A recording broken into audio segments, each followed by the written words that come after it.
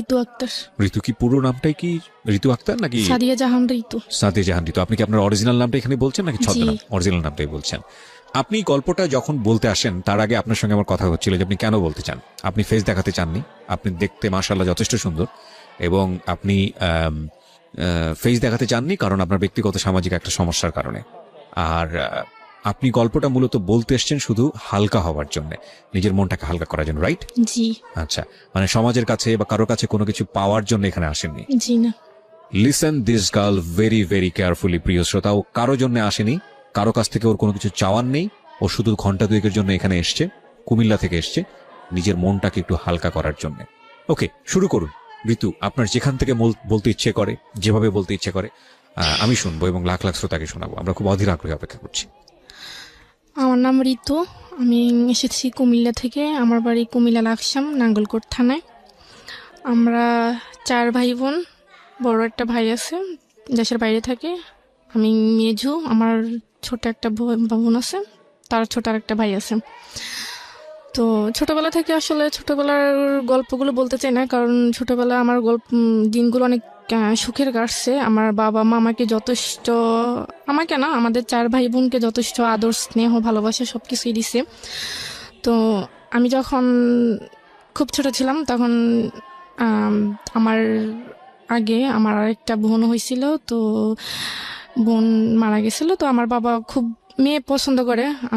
সবসময় বলতেন যে আমার যদি 2টা ছেলে না হয়ে আমার যদি 4টা মেয়ে হইতো আমি আরো বেশি সুখে থাকতাম।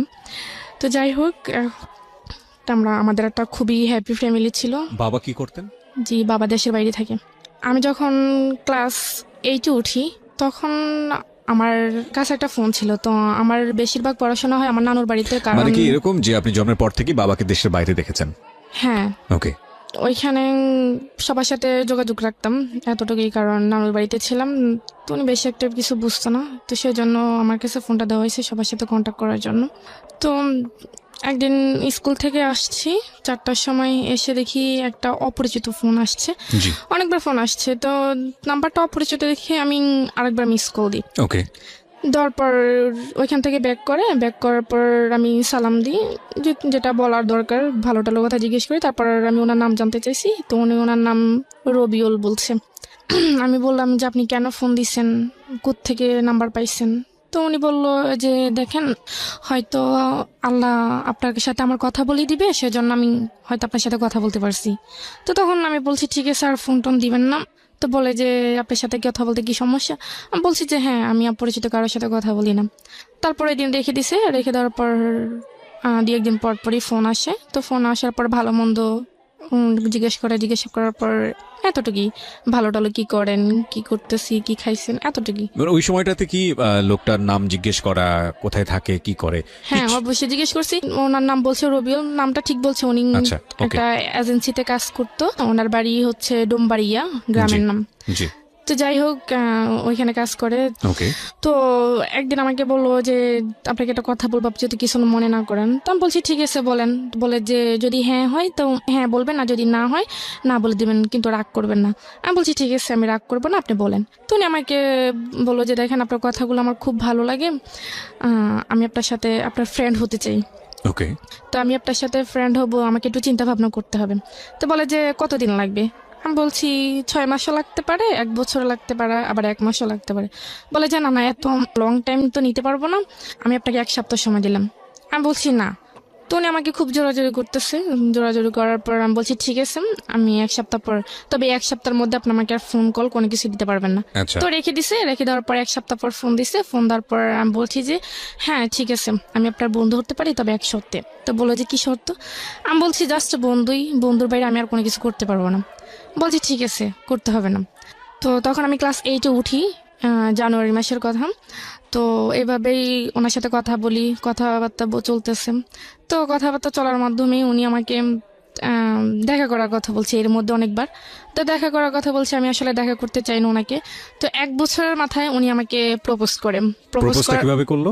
ফোনের মাধ্যমে? হ্যাঁ, ফোনের মাধ্যমে, 1 বছর কোনো দেখা হয়নি। এর মাধ্যমে কি আপনাদের এর আগে বা মানে ফেসবুক বা অনলাইনে কোথাও? না, তখন তো আমি ফেসবুক এমনিতে নর্মাল একটা ফোন ইউজ করতাম। এছাড়া কোনো কিছু ছিল না? শুধু আপনাকে just- দেখেনি? না, না দেখি। দেখেই আপনাকে প্রপোজ করে ফেলেছে? হ্যাঁ, প্রপোজ করে Okay. ফেলছে, 1 বছর কথা বলার পর প্রপোজ করে ফেলছে। তো আমি বলছি ঠিক আছে, আপনি আমাকে। বয়সটা জানা ছিল? লাইক আপনি তখন ক্লাস 8-এ পড়েন, ওর বয়স কত ছিল? ওনার বয়স তখন 24 বছর ছিল। তো আপনি তখন খুব বেশি হলে 13 থেকে 14 বছর হ্যাঁ, বয়স, তো তখন 10 আসলে- বছরের ডিফারেন্স। তখন আমার ওনার বয়সটা ভালো লাগতো। ভয়েসটা ভালো লাগতো, মানে হ্যাঁ, তো ফোনে আমি কথা ওনাকে দেখিনি। আচ্ছা আচ্ছা, তাও okay. কি আর ওনাকে দেখি না, জাস্ট ওনার সাথে কথা বলতে আমার ভালো লাগতো। আচ্ছা। তো এসের জন্য কথা বলতাম।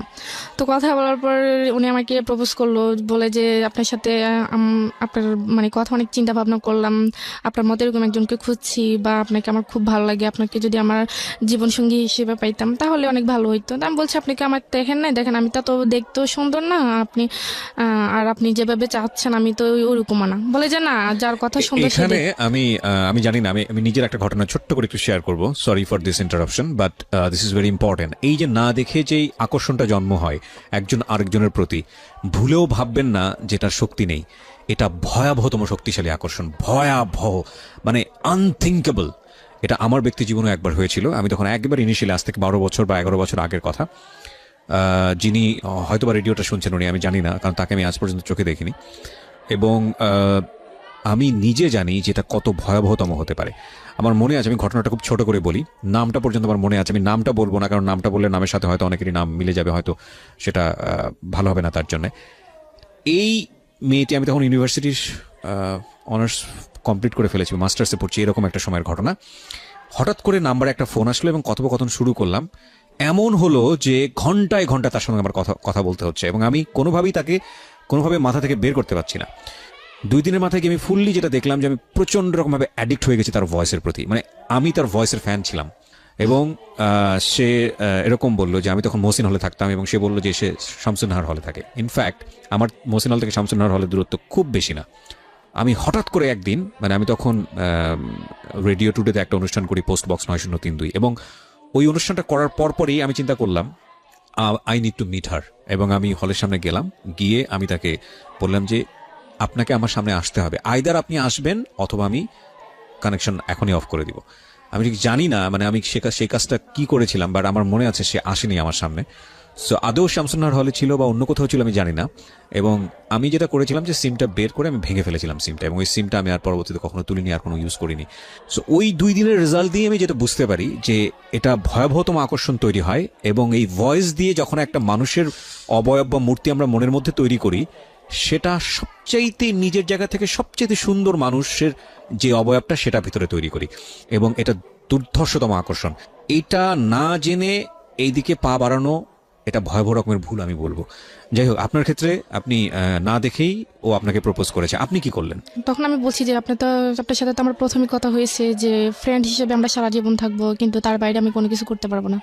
তো বলে যে হ্যাঁ দেখেন, আমি আপনার প্রতি খুবই দুর্বল হয়ে গেছি, আসলে আপনাকে সবসময় ভাবি, সেজন্য আসলে ফ্রেন্ড থেকে যদি আরেকটু সম্পর্কটা আরেকটু গভীরে, তাহলে আপনার জন্য ভালো হয়, আমার জন্য ভালো হয়। তখন আমি বলছি যে আমি আপনাকে দেখিনি, বাট আপনিও আমাকে দেখেন নাই, তো এখানে আসলে সম্পর্কটা কখনই হতে পারে না। তো আমি কথা বলে ফোনটা রেখে আমি ফোনটা অফ করে ফেলছি। একটানা 10 দিন আমি ফোন অফ রাখছি। ফোন অফ রাখার 10 দিন পর আমি যখন ফোনটা অফেন করছি, ফোনটা অফেন করার সাথে সাথেই ওনার ফোন। তো আমি ফোনটা তখন রিসিভ করিনি। তো রিসিভ না করাতে অনেকবার ফোন দিছে, ফোন আমি রিসিভ করিনি। তারপর উনি আরেকটা অপরিচিত একটা নাম্বার দিয়ে ফোন দিছে। তো আমি অপরিচিত নাম্বারটা যখন চিনি না, তখন ভাবলাম যে আমার হয়তো আত্মীয় স্বজন হইতে পারে। তো আমি ফোনটা রিসিভ করি। রিসিভ করার পর উনি আমাকে বলে যে আপনি আমাকে মানে আমার ফোনটা রিসিভ করছেন না, আপনি ফোন বন্ধ রাখছেন কেন, কি সমস্যা আপনার যদি ভালো না লাগে আপনি আমাকে না বলে দেন। আমি বলছি না, আমার ভালো লাগে না, আপনি আর আমাকে ফোন দিয়েন না, আসলে আমি এটা চাচ্ছি না, আমার ফ্যামিলি সেটা কখনোই অ্যাকসেপ্ট করবে না। তো বলে যে না, আপনি একটু ভেবে দেখেন, আসলে চিন্তা ভাবনা করে তো মানুষ সব কাজ করে, তো চিন্তা ভাবনা করে ভালো, আপনি একটু ভেবে দেখেন। তো আমি বলছি ঠিক আছে, আমি ভাববো। তো বলে যে ভাববার জন্য কতদিন সময় লাগবে? তো আমি বলছি দেখেন, আমার চিন্তা ভাবনা জিনিস হিসেবে আমি আপনাকে কয়েকদিন ফোন দেবো, কিন্তু তার আগে আপনি আমাকে আর ফোন দেবেন না। বলে যে না, এটা কেমন কথা, আসলে আপনার সাথে কথা না বলে আমি থাকতে পারি না, এই 10টা দিন আমার অনেক কষ্ট হয়েছে, আপনাকে আমি কিভাবে বোঝাবো? তো বলে যে ঠিক আছে, আমি 10 দিন সময় দিলাম। তো ঠিক আছে, আমি 10 দিন পর উনি আমাকে ফোন দিল বিকালের টাইমে। তখন আমি বলছি যে ঠিক আছে, আমি রাজি আছি।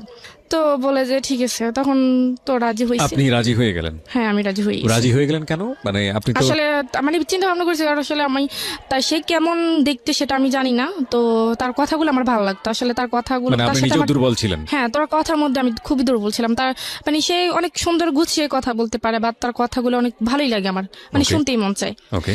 তো যাই হোক, তারপর এভাবে অনেক দিন কেটে গেছে, প্রায় 1 মাসের মতো। তো উনি আমাকে হঠাৎ আবার বলতেছে ঠিক আছে, এখন তো আমরা আরেকটা রিলেশনে, নতুন করে একটা রিলেশন করছি, তো এখন তো আমি আপনাকে তুমি করে বলতে পারি। আমি বলছি ঠিক আছে, তুমি করে বলেন। এখানে একটা জিনিস খেয়াল করবেন, ওদের এই সম্পর্কটা এটা কিন্তু অনেক লম্বা সময় নিয়ে তারপরে কিন্তু হয়েছে, যদিও দুজন দুজনকে দেখেনি, সম্পূর্ণ ভার্চুয়াল একটা রিলেশনশিপ। প্রথম পর্যায়ে ফ্রেন্ডস ছিল, পরে আপনারা মানে এক ধরনের কি বলে বয়ফ্রেন্ড গার্লফ্রেন্ড রিলেশনশিপে গেলেন। এটার মধ্যে সময় নিলেন কতদিনের? প্রায় 1 বছরের বেশি। 1 বছরের বেশি। 1 বছরের বেশি, যেটা সাধারণত দেখা যায় না। মানে এই ধরনের সম্পর্ক ভার্চুয়াল জগতে হতে সপ্তাহখানেকেরও কম সময় লাগে। ডিপেন্ড, এটা পার্সন টু পার্সন ডিপেন্ড করে। বাট ওনারা 1 বছর সময় নিয়ে দুজন দুজনের প্রতি এফেক্টেড হয়েছেন, এবং খুব লম্বা একটা সময় আমি বলবো, যথেষ্ট সময় নিয়েছেন। যাই হোক, প্রিয় শ্রোতা, আমরা এখান থেকেই ফিরবো। গল্পটা শুরু হয়েছে মাত্র, এবং একটা বিষয় অবশ্যই খেয়াল রাখবেন, আজকের এই জীবন গল্প দুর্ধর্ষতম, কষ্টদায়ক, বেদনাদায়ক, ভয়াবহতম একটা গল্প, এবং যারা কষ্ট কম নিতে পারেন তাদের না শোনাটাই ভালো, আমি প্রথমেই বলে দিচ্ছি। কারণ আমার কাছে মনে হয়েছে যে মানে নিজে তো বাবা হয়েছি, মাস 3-4 হলো, সহ্য করাটা আসলে কঠিন, খুবই খুবই কঠিন। ছোট্ট একটা বিরতি, মাত্র 2 মিনিটের। আরিফাকে বলে নেই, জীবন গল্প এবং সিক্রেটস দুটো অনুষ্ঠানের একটা বই বাজারে এসছে RJ কিবরিয়ার ঢাকা FM 90.4 থেকে। যদি আপনি সংগ্রহ করতে চান, তড়িঘড়ি করে খুব অল্প সংখ্যক বই আমি বাজারে নিয়ে এসেছি, এবং সংগ্রহ করতে চাইলে আপনি দুটো নম্বরে ফোন দেবেন, বই আপনার ঘরে পৌঁছে যাবে। এছাড়া আপনারা চলে আসতে পারেন বইমেলার বর্ণ প্রকাশের স্টলে, 101 নম্বর স্টল। আমি কবে নাগাদ যাবো সেখানে সেটা হয়তো রেডিওতে জানাবো, কারণ এর আগের 2বার বইমেলাতে গিয়ে যে অভিজ্ঞতার মুখোমুখি হয়েছে সেটা খুব সুখকর না।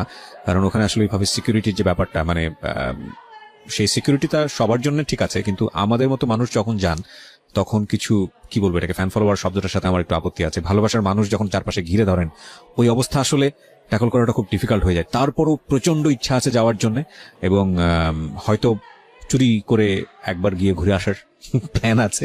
দেখা যাক কি হয় শেষ পর্যন্ত, আমি জানাবো আপনাদেরকে। চেষ্টা করছি যতভাবে সিকিউরিটি ম্যানেজ করতে পারি তাহলে হয়তো বা যাবো। আর সবাইকে বলছি যে আপনি যদি ঘরে বসে বইটি সংগ্রহ করতে চান, তাহলে যেটা করবেন, আপনি ফোন দেবেন এই দুটো নাম্বারে, যে কোনো একটা নাম্বারে, 16297 রকমারি.com এর একটা নাম্বার আছে, 16297, এবং আরেকটি নাম্বার, সেখানেও আপনি ফোন দিতে পারেন। এটা রকমারি.com না, এটা হচ্ছে ক্লিক অ্যান্ড ডিল। এই নাম্বারটিতে ফোন দিয়েও আপনি কুরিয়ারের মাধ্যমে বইটি পেয়ে যাবেন। নাম্বারটি হচ্ছে 09638771771। আরো একবার বলছি, 09638771771। এই নাম্বারটি 24 ঘন্টা খোলা থাকে, এবং এই নাম্বারে আপনি 24 ঘন্টায় অর্ডার করতে পারবেন। কিন্তু রকমারি.com এর নাম্বারটি শুধু অফিস টাইমে অর্ডার করা যায়। রকমারি.com এর নাম্বারটি হচ্ছে 16297। জীবন গল্প, জীবন যেখানটায় আমি ছিলাম, ঋতু বলুন তারপর সে আবার আমাকে বলে যে দেখা করার কথা। তো তখনও আমি আসলে এতটা তার সাথে এতটা ফ্রি হইতে পারিনি। তো তখন আমি আর তাকে বলছি যে না, আজকে দেখা হবে না, বা তাকে এভাবে ঘুরিয়ে ঘুরিয়ে আমি সময় পার করতেছি। প্রায় 1.5 বছর চলে যায় এভাবে। 1.5 বছর চলে যাওয়ার পরে সে আমাকে হঠাৎ একদিন শুক্রবার ছিল, তো আমাকে বলতেছে যে দেখো, তুমি যদি আজকে আমার সাথে দেখা না করো তাহলে আমার তোমার সাথে কোনো সম্পর্ক থাকবে না। তো বলছে যে তুমি স্কুলের সামনে আসবা, আমি ওইখানে আসবো। তো আমি বলছি ঠিক আছে, বিকেল 5টার দিকে। তখন আসলে আমি নানুকে বললাম যে আমি একটু বাজারে যাব। তো নানু বললো যে না, এখন বাজারে দেওয়ার দরকার নেই, তো তোমার মামা আছে, তোমার মামাকে বলো, যদি উনি যাইতে দেয় তো তুমি যাও। তখন আসলে মামার কাছে তো বলতে পারবো না, কারণ মামার কাছে বলবে যে তোমার কি লাগবে, তুমি আমার কাছে বলো, তোমার যাওয়ার দরকার নেই। তখন আমি বলতে পারি না, তো যে কোনো কারণে আমি বাইরে হইতে পারি না। তখন আমি ওকে আর বলতে পারি না যে মানে আমি আসবো না। তখন আমি আবার ফোনটা অফ করে ফেলছি। যে তখন সে আমাকে অনেকবার ট্রাই করছে, আমার ফোনে তখন মিস কল অ্যালার্ট চালু ছিল। তো আমি যখন ফোনটা অফ করছি, দেখি যে সে আমাকে প্রায় 1000-এর উপরে ফোন দিছে। তো সে আমাকে রাগ করে 2-3 দিন ফোন দেয় নাই। 2-3 দিন ফোন না দেওয়াতে আমিও ফোন দিই নি। তো 2-3 দিন পর সে নিজে আমাকে আবার ফোন দিছে। ফোন দেওয়ার পর বলতেছে তোমার কি সমস্যা, তুমি আমার সাথে দেখা করলা না কেন? তা আমি বলছি আমার সমস্যা ছিল, আমি বাইরে হতে পারিনি। তো বলে যে বাইরে হইতে না পারলে তুমি আমাকে বলতাম। তা আমি বলছি বললে হয়তো আপনি এটা অন্যভাবে নিবেন, সেজন্য আমি বলতে পারিনি। তো তাকে সরি টরি বলছি। তো সরি টরি বলার পর সে যাই হোক সেটা সমাধান হয়ে গেছে। কথা চলতে চলতে 2 বছর, তখন 2012 সাল। 12 সালের লাস্টের দিকে আমার বোন, তখন আমার আব্বু বাড়িতে আসছে।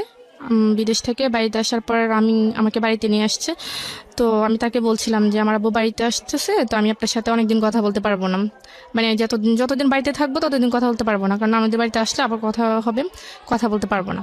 তো উনি বলছে যে কেন, আমি বলছি আমার আব্বু বাড়িতে আসতেছে, তো আমি তো ফোনটা আবার ওইখানে নিয়ে যেতে পারবো না। তো বলে ঠিক আছে। তখন আমি বাড়িতে এসেছি, আসার পর তো আমার আব্বু, আমার বোন, আমার ছোট ভাই, আমার বোনের একটা ফ্রেন্ড ছিল, আমার মামাদের বাসায় আসবো ঢাকায় উত্তরায়। সেটা আমি আসলে ওনাকে বলতে পারিনি যে কারণ আমি কারো ফোন ধরতে পারি না, বা বাড়িতে গেলে আমি বিশেষ করে আম্মু বা আব্বুর ওনাদের ফোন ধরি না।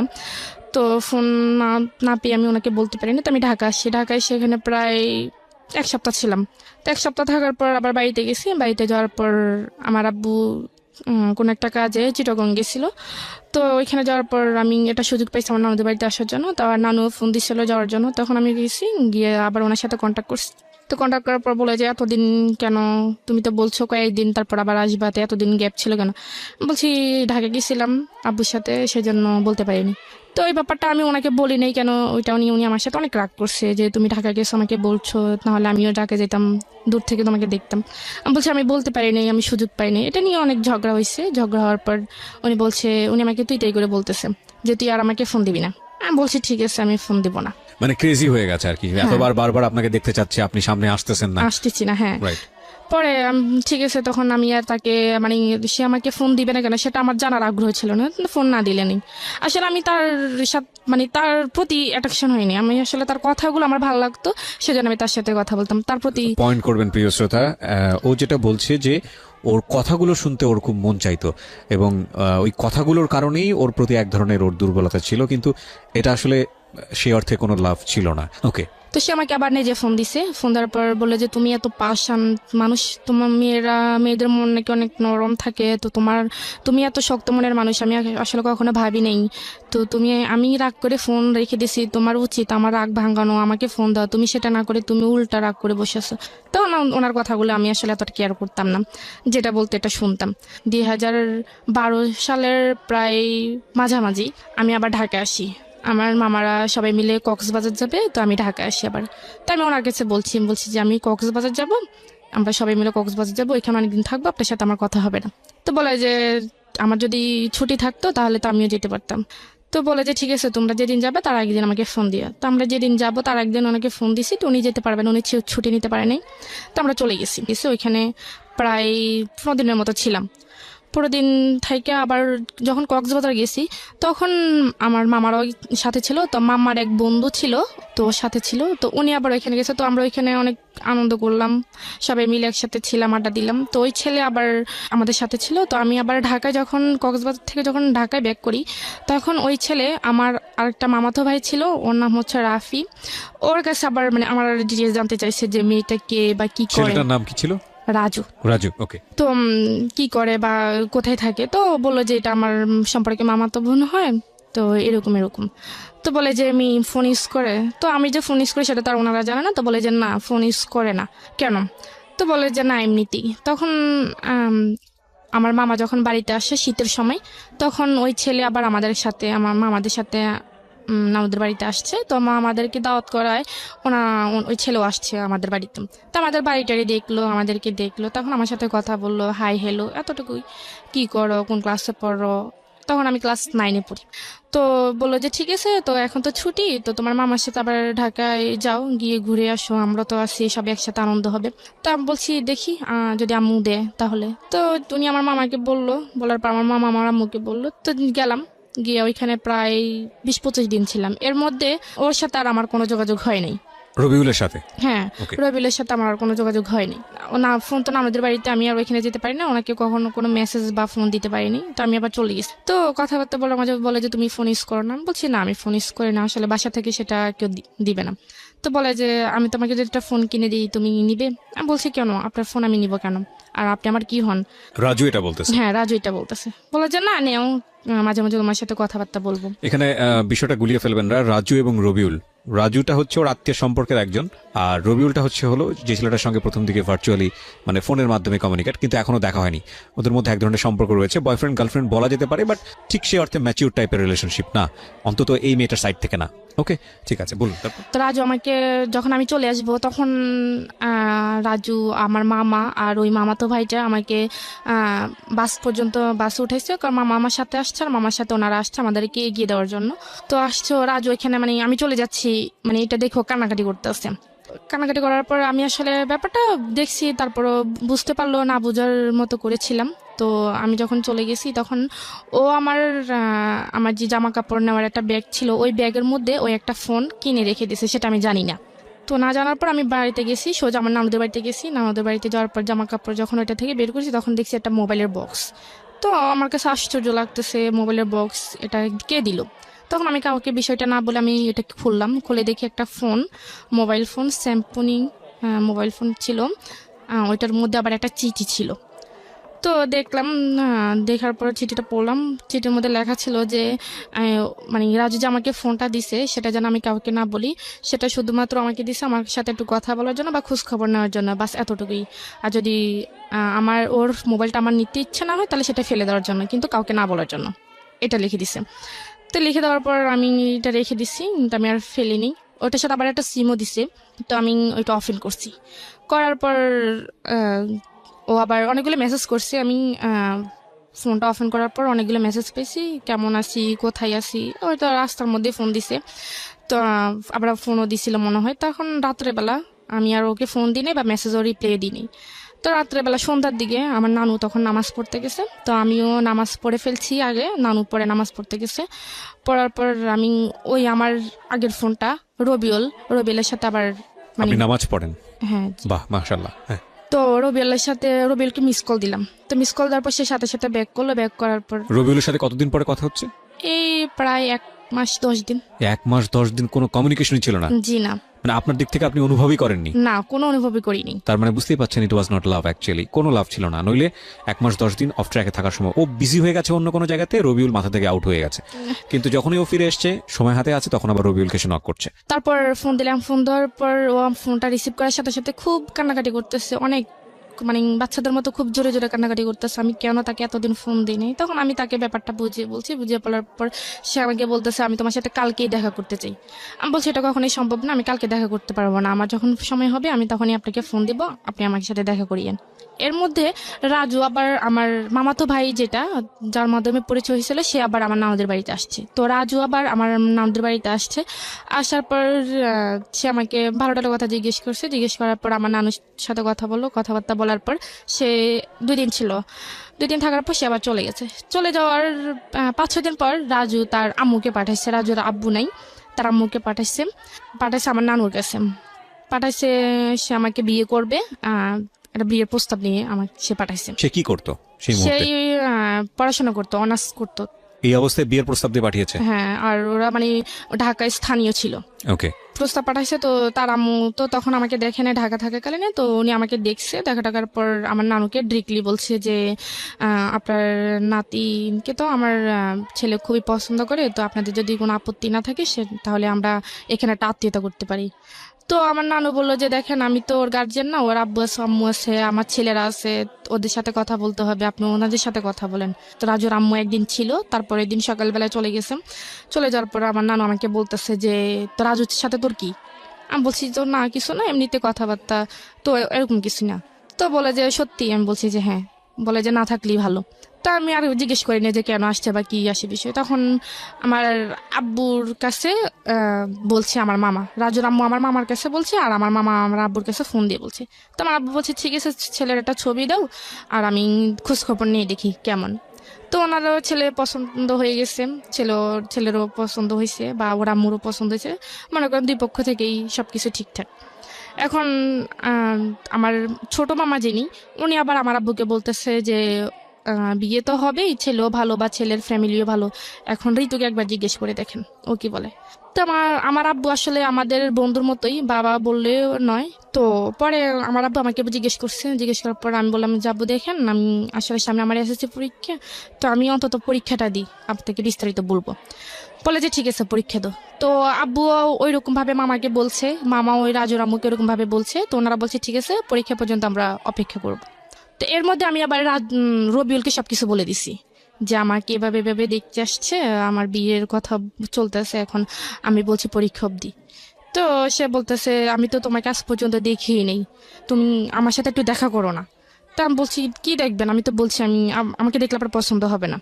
তো দেখা এরকম এরকম করতে করতে তখন সে যে একটা এজেন্সিতে কাজ করে সেটা আমাকে বলছে, তখন আমি খোঁজ খবর নিয়ে জানতে পারি এটা আমাকে রং বলছে। মানে রবিউল আপনাকে মিথ্যা ইনফরমেশন দিয়েছে? হ্যাঁ। ওকে। তো বললাম, তখন আমি বললাম যে আপনি তো আমার কাছে মিথ্যা কথা বলছেন, আপনি তো আসলে কোনো অফিসে এরকম কোনো অফিসে চাকরি করেন না, আসলে আপনি করেনটা কি আমাকে সত্যি করে বলেন, আমি আপনার সাথে দেখা করব। ওকে। তো বলে যে আমি আসলে একটা প্রাইভেট কোম্পানিতে জব করি, তো যে কোনোভাবে এটা ওই কোম্পানির মালিক পালিয়ে গেছে, এখন আসলে আমার উপর অনেক ধার দেনা, এখন আমি আসলে বাড়ি থেকে বের হতে পারতেছি না, এখন অন্য একটা জায়গায় অ্যাপ্লাই করতেছি।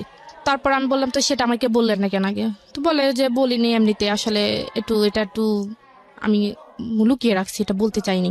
তো আমি বলছি ঠিক আছে। তো তখন তখন আমি তাকে নিজে ফোন দিতাম, আমি তাকে ফোন দিয়ে আমি তার সাথে কথা বলতাম, এমনকি সে আমার কাছে অনেকবার প্রায় 2-3 বার টাকা চাইছে তার মানে পকেট খরচের জন্য। আমি 2-3 বার প্রায় তাকে 10-12 হাজার টাকা দিছি, কিন্তু আচ্ছা। দেখা সাক্ষাৎ কোনো কিছুই না। আচ্ছা। তখন আমি যখন বিয়ের ব্যাপারটা বলছি তখন আম্মু আমাকে বলল যে দেখ ছেলেও ভালো, ছেলের ফ্যামিলিও ভালো, তুই রাজি হয়ে যা, এসএসসি পরীক্ষার পরে বিয়েটা হয়ে যাক, তুই রাজি হয়ে যা, অন্য কোথাও যদি কোনো কিছু থেকে থাকে সেটা বাদ দিয়ে দে। তা আমার আম্মা আমাকে এভাবে বলছে, তখন আমি একটু ডাউট করছি যে আমার আম্মা আমাকে হয়তো একটু সন্দেহ করছে। জি।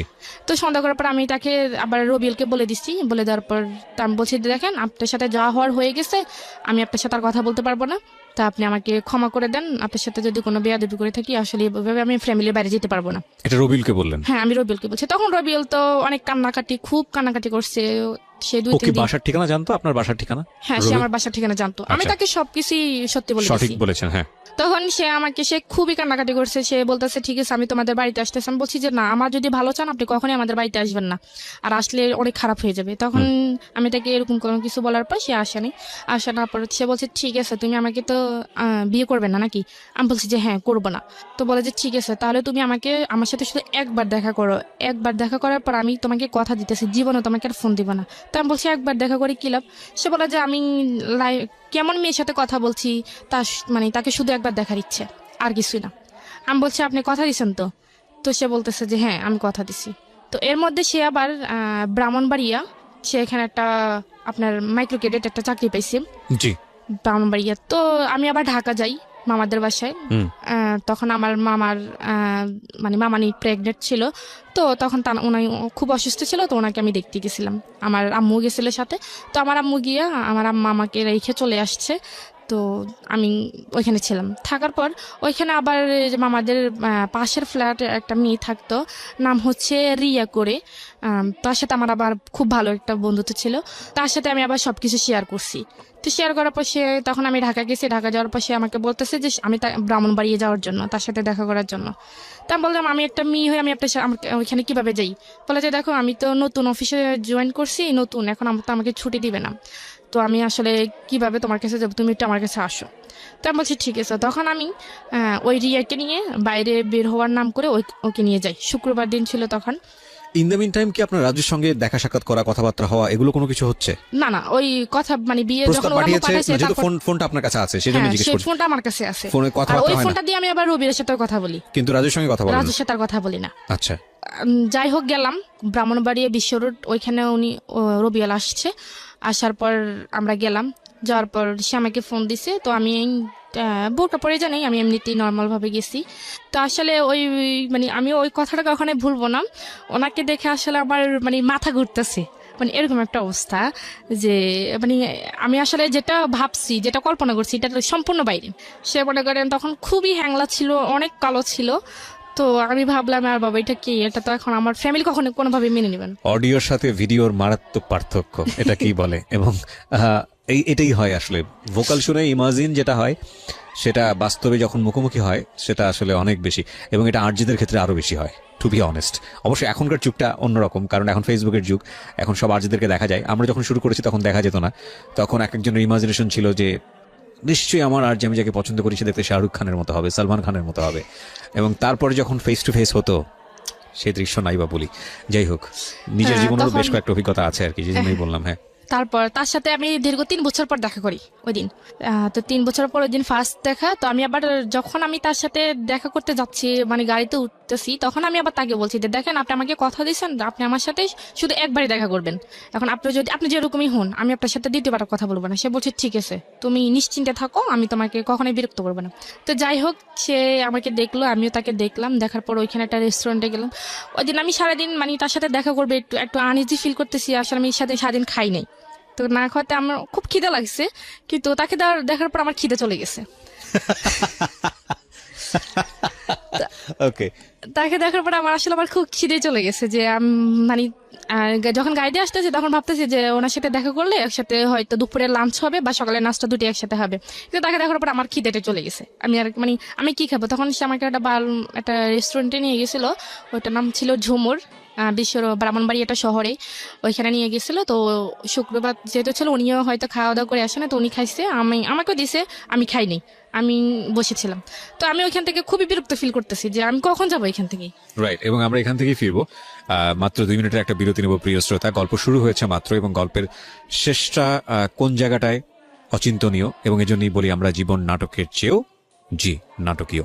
অনেকে আমাকে একটু আগে বলেছেন, আমি দেখতে পাচ্ছি SMS এ, এবং একই সাথে ফেসবুকে যে রিপ্লাই, যে বইয়ের জন্য যে ফোন নাম্বারটা দিচ্ছি সেটা একটু ধীরে বলার জন্য। দেখুন, আমি বেশ কয়েকবার করে বলছি, একটু মনোযোগ দিয়ে শুনবেন। সবাই রেডি? ওকে। একটি মাত্র বই আসছে এবারের বইমেলাতে আমার, ঢাকা FM এর আরজি কিবরিয়ার বই, এটুকু বললেও হবে। এবং বইটির দাম হচ্ছে মাত্র 200 টাকা। ঘরে বসে যদি আপনি সংগ্রহ করতে চান, বাসায় আপনার বই পৌঁছে যাবে কুরিয়ারের মাধ্যমে, এবং সেক্ষেত্রে আপনাকে যেই দুটো নাম্বার দেওয়া হচ্ছে, সেই দুটো নাম্বারের একটি নাম্বার আপনি চুজ করতে পারেন, ফোন দিতে পারেন। একটি নাম্বার শুধু অফিস টাইমে খোলা থাকে, আরেকটি নাম্বার 24 ঘন্টা খোলা থাকে। অফিস টাইমের যে নাম্বারটা খোলা থাকে সেটা হচ্ছে রকমারি.com এর নাম্বার, খুব সহজ নাম্বার, 16297। বাংলায় বলছি আমি, 16297। আরেকটি নাম্বার যেটা হচ্ছে ক্লিক অ্যান্ড ডিল, এটা হচ্ছে 24 ঘন্টা খোলা থাকে, আপনি চাইলে এখনই ফোন দিতে পারেন। নাম্বারটি হচ্ছে 09638771771।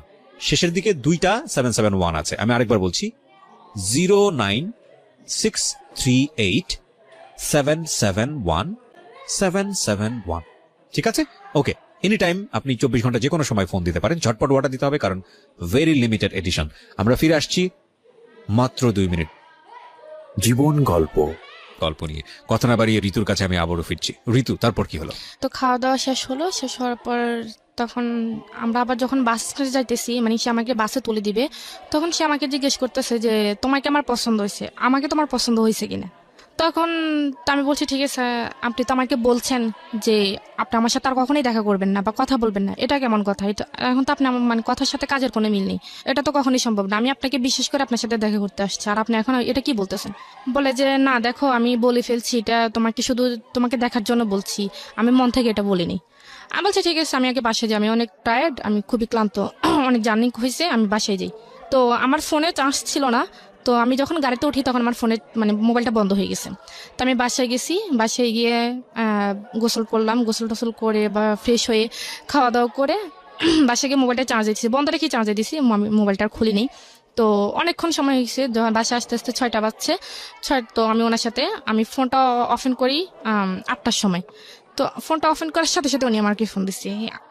তো বলতেছে, এই তুমি আমাকে কেন এতক্ষণ ফোন দেওয়া নেই, মোবাইল বন্ধ ছিল কেন? জানো আমি কতক্ষণ টেনশন ছিলাম যে তুমি আমাকে কেন ফোন দেওয়া নেই।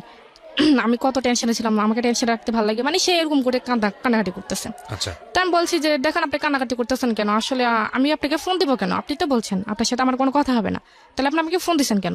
আপনি আমাকে দয়া করে আর ফোন দিয়েন না। আমি আপনার কথার উপর বিশেষ করে আপনার সাথে দেখা করছি, সেজন্য এটা না যে আপনার সাথে আবার কথা বলতে হবে। তখন সে আমাকে বলতেছে যে তুমি যদি আমার সাথে কথা না বলো, আমি মরে যাব, আমি ট্রেনের তলে নিজে জীবন দিয়ে দিব, আমি ফাঁসি দিব, মানে এরকম বিভিন্ন রকমের ব্ল্যাকমেল করতেছে। তো করার পর আমি ফোনটা রেখে দিচ্ছি। তখন ওনার সাথে আমার মানে কথাই বলতে ভালো লাগতেছে না, যে কি কথা বলবো আসলে। তখন মনে হইতেছে যে একটা মানুষকে যদি মনে দেখে ভালো না লাগে, তখন তার সাথে কথা বলাটা আসলে ভালো লাগতো। তখন ওনার কথাগুলো তখন আর আমার কাছে ভালো লাগতো না, কিন্তু দেখা করার আগে ওনার কথাগুলো আমার খুব ভালো লাগতো, কিন্তু তখন আর দেখা করার পর মানে কথাগুলি ভালো লাগতো না।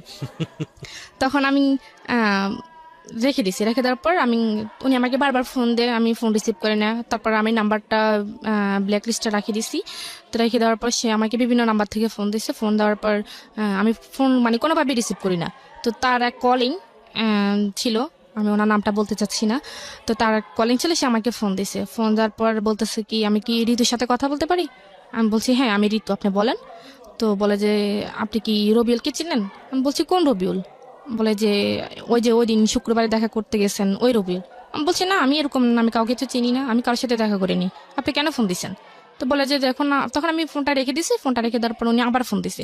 তখন আমি আবার ফোনটা কেটে দিছি। তো বারবার ফোন দিতেছে। তখন আমি বলছি যে আপনার সমস্যাটা কি, আপনি আমাকে বারবার ফোন দিয়ে ডিস্টার্ব করতেছেন কেন? আমি তো বলছি আমি রবিউল নামে কাউকে চিনি না, আপনি হয়তো ভুল নাম্বারে ডায়াল করছেন। তো বলতেছে যে দেখুন আপু, আপনার সাথে আমি একটু 2 মিনিট কথা বলবো, আমাকে প্লিজ 2 মিনিট সময় দেন। তা আমি বলছি ঠিক আছে 2 মিনিট, তার বেশি না। বলে যে দেখেন রবিউল কিন্তু অনেকগুলো ঘুমের ওষুধ খেয়ে ফেলছে, আর ওর অবস্থা খুবই খারাপ। ও এখন কি জানি কয় স্যালাইনে আসছে, ডাক্তার আসছে, স্যালাইন ট্যালাইন দিছে। ও আজকে 2-3 দিন খাওয়া দাওয়া সব বন্ধ করে দিছে। দেখেন আপনি কি চান আপনার জন্য একটা মানুষ মারা যাক? আমি বলছি আমি কেন চাইবো, আমি তো ওনাকে বলিনি যে আমার জন্য উনি মরুক, আমি তো বলিনি যে ও আমার জন্য না খেয়ে থাকুক, উনি এমন করতেছে কেন? বলে যে একটা মানুষ যদি একটা মানুষের সাথে কথা বললে তার জীবনটা বেঁচে যায়, তাহলে তো সেটা আমার মনে হয় সেটা একটা ভালো কাজ। আপনি যদি আপনার ভালো কাজের জন্য যদি ওই মানুষটার জীবন প্রাণে বেঁচে যায়, তাহলে তা আপনি আল্লাহর কাছে ভালো পাবেন। উনি উনি আমাকে এরকম করে বলতেছে। তখন তখন আমার কাছে একটু খারাপ লাগছে। আমি বলছি হ্যাঁ, মানুষটা আসলে সত্যি সত্যি যদি আবার মরে টরে যায়, তখন তো আপনার অন্তরে একটু মায়া হয়েছে তার হ্যাঁ জন্য। মায়া হয়েছে। ওকে। তখন আমি বলছি ঠিক আছে, তো ওনার কাছে দেন। তো বলে যে উনি তো এখন অজ্ঞান অবস্থায় আছে, ওনার জ্ঞানে আসলে আমি আপনাকে ফোন দিব। তো বিকেলের দিকে উনি আবার ফোন দিচ্ছে। ফোন দেওয়ার পর বলতেছে যে নেন রবিউল ভাইয়ের সাথে কথা বলে। তো আমি বলছি, তখন আমি ওনাকে তুই তাই করে বলছি। আমি বলছি যে তোর সমস্যা কি, তুই আমাকে বলছস যে তুই আমার সাথে আর কথা বলবি না, আমাকে আর ফোন দিবি না, তো তুই এরকম করতেছস কেন? তুই কি আমাকে ফাঁসাতে চাইতেছস? সামনে আমার বিয়ে, আমি তো তোর সাথে কখনোই কথা বলতে পারবো না। তো সে আমাকে বলতেছে তুমি আমাকে যা গালি দাও, মারো, যাই করো, আমি তোমাকে বারবার ফোন দেবো। আর তুমি যদি তাও আমার ফোন রিসিভ না করো বা মোবাইল বন্ধ করে রাখো, সমস্যা না, আমি তোমার বাড়ি চিনি, আমি তোমার আব্বু আম্মুকে গিয়ে বিস্তারিত যা বলার বলে দিব। তা আমি বলি কি বলবেন? বলে যে যা বলার বলবো, যাতে তোমার আব্বু আম্মুও কখনো মুখ দেখাতে না পারে আর তুমি না দেখাতে পারো। তখন আমি বুঝতে পারছি সে আমাকে এক ধরনের ব্ল্যাকমেল করতেছে। রাইট। তখন আমি বলছি যে ঠিক আছে, তাহলে আমাকে কি করতে হবে? বলে যে তুমি আমার সাথে কথা বলবা। আমি বলছি ঠিক আছে, আমি কথা বলবো। মানে আপনি ভয় পেলেন? হ্যাঁ আমি ভয় পেয়ে গেছি, কারণ ও আমার বাসা চেনে, বাড়ি চেনে। এখন যদি আমাকে বাবাও বাড়িতে থাকে না? হ্যাঁ তখন কি বাবা বাড়িতে থাকতো না সৌদি আরবে? না, বাড়িতে বাবা চলে গেছে। দেশের বাইরে চলে গেছে। হ্যাঁ, দেশের সুতরাং বাইরে। ভয় হয়েছে, বড় ভাই যেহেতু আজ শাসন করতে পারে। হ্যাঁ, এখন আম্মু তো আছে, এখন আর বলছে যে সে বাড়ির আশেপাশে মানুষদেরকেও জানাইবে। ওকে। তা আমি তার সাথে কথা গ্রামে বলছি। একটা মেয়ের কুৎসা রটনা হওয়া বা মেয়েটার নামে একটা কিছু রটনা হওয়া, এটা কিন্তু বাতাসের আগে আগে দৌড়ায় গ্রামগঞ্জে, এবং এটা হ্যাঁ, খুব আর স্বাভাবিক। সে আমার কথাগুলো রেকর্ড করে ফেলছে। কথাগুলো রেকর্ড করছে, হ্যাঁ। ফোনের কথাগুলা, হ্যাঁ, আগের কথাগুলা। হ্যাঁ, তখন যখন ভালোভাবে কথা বলছি, তখন ওই দিন আমাকে বলছে যে তোমার কথাগুলো কিন্তু আমি রেকর্ড করে ফেলছি। তখন আমি বিশ্বাস করতে চাইনি। তো সেই ওই যে ছেলেটা আমাকে ফোন দিছিল, ওর কথা বললো, ওই ফোন নাম্বার থেকে ফোন দিয়ে ওই আমার রেকর্ডগুলো শোনাইছে। তো আমি তখন আরো বেশি ভয় পেয়ে গেছি যে সত্যি সত্যি যদি বলে দেয়, এখন রেকর্ডগুলো যদি সবাইকে শোনে, এখন তো তার কাছে হাতে নাতে প্রমাণ আছে, এখন তো আমি যদি বলি কেউ আমার কথা বিশ্বাস করবে না। তখন আমি বলছি ঠিক আছে, আমি আপনার সাথে কথা বলবো। তো কথা বলবো এইভাবে আরো ধরেন 2 মাস কেটে গেছে। 2 মাস কেটে গেছে, এর মধ্যে আমার পরীক্ষা, আমি এসএসসি পরীক্ষা দিছি। তো এসএসসি পরীক্ষা যেদিন শেষ হবে সেদিন বিকেলে সে আমাকে ফোন দিছে। না, তার আগের দিন বিকেলে ফোন দিছে। তার আগের দিন বিকেলে ফোন দিয়ে বলতেছে যে তোমার এসএসসি পরীক্ষা, তোমার তো কালকে পরীক্ষা শেষ, তাহলে তুমি তার স্কুলে যেতে পারবে না, বাসা থেকে বের হতে পারবে না, তুমি আমার সাথে জাস্ট একটু দেখা করবা, আমি তোমার সাথে দেখা করব, অনেকদিন দেখা করি না। আমি বলছি ঠিক আছে, আমি দেখা করব। তখন আমাদের থানা লাকসাম বলছে যাওয়ার জন্য। তা আমি পরীক্ষা দিয়ে আমি সোজা বাড়িতে না গিয়ে আমি লাকসাম চলে গেছি, তো তার সাথে দেখা করার জন্য। তো সে ওইখানে তার কিছু বন্ধু বান্ধব আসছে, আসার পর সে আমার সাথে কথাবার্তা বললো। সে বললো যে চলো আমরা একটু ঘুরে আসি। লাকসাম ফয়জিনেসা কলেজের নাম মনে হয় শুনছেন, ওইখানে সে আমাকে বলে যে ওই জায়গাটা একটু সেভ আছে, আমরা একটু কথা বলি। আমি বলছি যে না, আমি কথা বলতে পারবো না, আমাকে বাসে যেতে হবে, বাসে সবাই টেনশন করবে, আমি বলে আসিনি। বলছে যে না, একটু সময় 5 মিনিট সময় দাও। তখন আমি ওইখানে গেছি, দেখি যে তার অনেকগুলো বন্ধু, তার প্রায় 10-12 জন তার বন্ধুরা চলে এসে আমাকে ভাবি যাবি বলতেছে, ভালো টালো। তখন আমার কাছে আশ্চর্য লাগতেছে, আমি কি ব্যাপার, ওরা কোত্থেকে আসছে? বলে যে এখানে ওরা অনেকদিন পর, ওরা ঢাকার বাইরে থাকে, কেউ চিটাগাং থাকে, কেউ বরিশাল থাকে, বিভিন্ন রকম বিভিন্ন জন বিভিন্ন জায়গায় থাকে, তারা এখানে আসছে, তো তোমাকে দেখতে চাইছে, এজন্য দেখাইতে আসছি। তখন আমি বলছি ঠিক আছে তাহলে আমি চলি। তখন আমার কাছে একটু ডাউট লাগছে, তখন ওদের মানে ভাব ভঙ্গি আমার ভালো লাগতেছে না। তো আমি চলে যাওয়ার জন্য বলছি, সে আমার হাতটা ধরে ফেলছে, মানে ধরে বলছে না। তখন আমার মানে আমি মানে রাগ করে ফেলছি, যা আপনি সমস্যা কি, আপনি আমাকে আমার হাত ধরছেন কেন, আপনি আমার হাত ছাড়েন। বলে যে না তুমি আসছো তোমার ইচ্ছায়, তুমি তো তোমার ইচ্ছে যেতে পারবো না, তুমি আমার ইচ্ছে যেতে হইব। আমি বলছি আপনি আমার হাত ছাড়বেন নাকি আমি এখানে চেঁচামেচি করবো। বলে যে চেঁচামেচি করো, করলে কয়জন তোমার কথা বিশ্বাস করবে, সবাই আমার পক্ষে, তোমার পক্ষে তো কেউ নেই। তো আমি বলছি আপনার সমস্যাটা কি। বলে যে আমি তোমাকে বিয়ে করবো। আমি বলছি আপনার মাথা ঠিক আছে, আপনি কেন আমাকে বিয়ে করবেন, আর আমি তো আপনাকে কখনোই ভালোবাসিনি, আপনি জাস্ট আপনি বলছেন আপনার সাথে কথা বলার জন্য, আমি আপনার সাথে কথা বলতেছি, আমি তো বলি না আপনাকে বিয়ে করবো।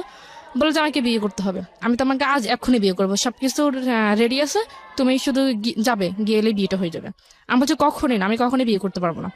বলা যে বিয়ে করবা নাকি আমি তোমার কি জানি বাবা মার মুখে চুনকালি মাখবো।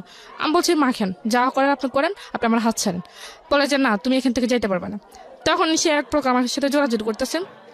এই বন্ধু বান্ধব সবার সামনে? হ্যাঁ, সবার সামনে সে আমার সাথে জোরাজোরি করতেছে, আমার হাত নিয়ে টানাটানি করতেছে, তার বন্ধুরা তার পক্ষে। আপনার সঙ্গে কেউ ছিল? আমার সাথে কেউ ছিল না, আমি একাই গিয়েছিলাম ওইখানে। তো তখন আমি অনেক ভয় পেয়েছি, তখন আমি খুব কানাকাটি করতেছি। তখন আবার ওই কলেজের মাঠেই মনে করেন বিকেল টাইমে খুবই ফাঁকা ছিল, আর আশেপাশে কোনো লোকজন ছিল না যে আমি কাউকে ডেকে মানে আমার সমস্যার কথা বলবো। তখন তার বন্ধু একটা বন্ধু একটা প্রাইভেট কার নিয়ে আসছে, নিয়ে এসে সে আমাকে মানে টান মেরেই মানে গাড়ির ভিতরে ঢুকিয়ে ফেলছে। ঢুকিয়ে ফেলার পর তখন কি জানি মানে তারপর কি হয়েছে আমি আর জানি না। তখন আমার যখন জ্ঞান আসছে তখন আমি একটা রুমের মধ্যে, একটা বাসার মধ্যে ছিলাম, ফ্যামিলি বাসার মধ্যে ছিলাম। তখন আমার চোখে পানি টানে দিছে, দেওয়ার পর তখন বাড়ি মানে তখন জ্ঞান ফিরছে ঠিকই, কিন্তু আসলে আমি কথা বলার অবস্থার মধ্যে ছিলাম না। আমরা একটা বিরতি নেব এই পর্যায়ে। প্রিয় শ্রোতা, আপনারা শুনছেন জীবন গল্প ঢাকা FM 90.4-এ। যেটা বলেছিলাম যে কোনো বাকি আসলে অনুমান করতে পারবেন না এর পরের বাকটা আসলে কোথায় যাচ্ছে। ঋতু আছে আজকের এই জীবন গল্প নিয়ে, এবং ঋতুর এই জীবন গল্পটা একটা ভয়াবহ রকমের ধাক্কা দিবে আজকে, রাতের ঘুম হারামও হয়ে যেতে পারে। আমি ফিরতে চাই তাকে নিয়ে, তবে তার আগে আরেকবার বলছি যে যারা জীবনের গল্প বলার জন্য এখানে আসতে চান, ঋতুর মতো শুধু মন খুলে কথা বলার জন্য কিছু না, তার এই জীবন গল্পটা শুধু 2 ঘন্টা লাখ লাখ মানুষের কাছে বলে একটু হালকা হতে চান, এরকমও যদি কেউ থাকেন চলে আসতে পারেন। আমাদের ফোন নাম্বার হচ্ছে 09611904 আমি আবারও বলছি 09611904 ফোন করার পরে ফোন থেকে নির্দেশনাগুলো শুনে আপনি আপনার কথাগুলো এখানে রেকর্ড করবেন। এবং আরেকটি বিষয়, এই জীবন গল্প চলাকালীন অবস্থায় আমরা পুরো অনুষ্ঠানটা ইউটিউবে আপলোড করি। আপনি যদি ইউটিউবের সাবস্ক্রাইবার না হয়ে থাকেন বিশাল কিছু মিস করবেন, কারণ ইউটিউবে কিন্তু প্রতিনিয়ত নতুন নতুন কন্টেন্ট আসছে। এবং শুধু কিছুই না, আপনি যদি ইউটিউবে সাবস্ক্রাইব করে বেল বাটনটা অন করে রাখেন, তাহলে আমরা নতুন কন্টেন্ট, নতুন কোনো এপিসোড ওখানে আপলোড করার সঙ্গে সঙ্গে আপনি আপনার মোবাইল থেকে অটোমেটিক্যালি জানতে পারবেন। আমাদের ইউটিউবের ঠিকানা হচ্ছে www.youtube.com/dfm904। আমি আবারও বলছি youtube.com/dfm904। প্লিজ সাবস্ক্রাইব বাটনে ক্লিক করে আমাদের চ্যানেলটি সাবস্ক্রাইব করবেন। ফিরে আসছি ঠিক রাত 12টায়। তার আগে যেটা বলতে চাই সেটা হচ্ছে আমার এই বইমেলায় আসা বইটি নিয়ে। যারা এই বইটি সংগ্রহ করতে চান চলে আসবেন বইমেলার 101 নম্বরের স্টল। একদম সহজ, খুব সুন্দর একটা নাম্বার, 101 বর্ণপ্রকাশের স্টল। এসে বললেই হবে আর জি কিবরিয়ার জীবন গল্প এবং সিক্রেটস তো অনুষ্ঠানের একটাই মাত্র বই, 200 টাকা দাম। বর্ণপ্রকাশের স্টলে আপনারা বইটি পাবেন। মাঝে মাঝে আমার সঙ্গে দেখাও হয়ে যাবে হর হামেশা। আমি এখনই জানাচ্ছি না কবে আসবো, তবে হুটহাট আমি যাবো। ওকে, আর আপনি যদি ঘরে বসে সংগ্রহ করতে চান আপনি ফোন দেবেন এই নাম্বারে 16297।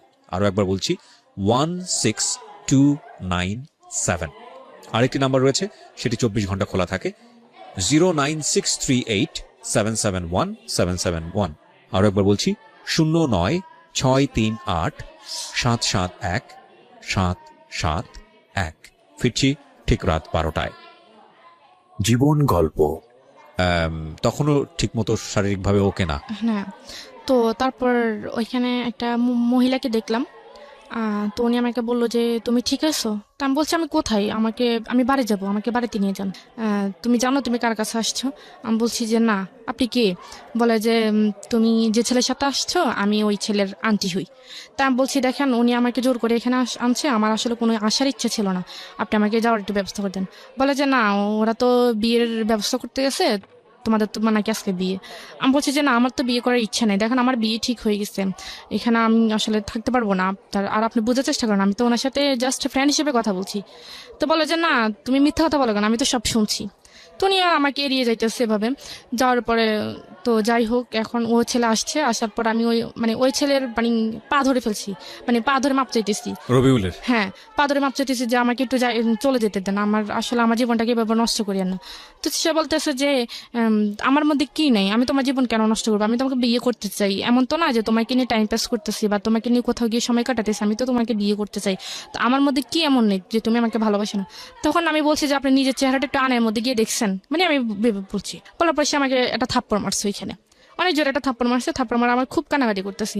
কানাকাটি করার পর বলতেছে যে তুই যদি আমাকে বিয়ে না করস, এখানে তুই আমার লাশ দেখবি। আমি বলছি আপনি মরেন, যাই করেন, এটা আপনার ইচ্ছা, আমি আর আপনার কোনো কথাই আমার মন গলবে না। তখন সে কি করছে, একটা তরকারি কাটার যে ছুরিগুলা, ওইগুলা এসে তার হাতের মধ্যে একটা করে দিচ্ছে। পজ দিছে। হ্যাঁ, তো অনেকগুলো রক্ত বাইরে দিতেছে। তো বাইরে হওয়ার পর আমার তখন খারাপ লাগছে, তখন আমি দৌড়ে গিয়ে তার হাতটা চেপে ধরছি যাতে রক্ত বাইরে না হয়। তো চেপে ধরার পর তার আন্টিকে আমি ডাক দিচ্ছি, ডাক দেওয়ার পর উনি আইসা ব্যান্ডেজ করে দিছে। তারপর তো বলে যে ওই ছেলে আমাকে বলে যে এখন তো দেখছো আমি তোমাকে কতটা ভালোবাসি, এখন তুমি কি চাও আমি তোমার জন্য মরে যাই? তখন আমি আসলে এক ধরনের রাজি হয়ে গেছি। আমি বলছি ঠিক আছে, আমি রাজি। তো আমি বলছি যে আমি রাজি এক সত্ত্বে, তো আমি বিয়ের পর আমি বাড়িতে চলে যাব। তো সে বলছে যে না, বিয়ের পর তো আমি বাড়িতে যাওয়ার জন্য তো তোমাকে বিয়ে করবো না, আমি বিয়ে করবো তোমাকে আমার কাছে রাখার জন্য।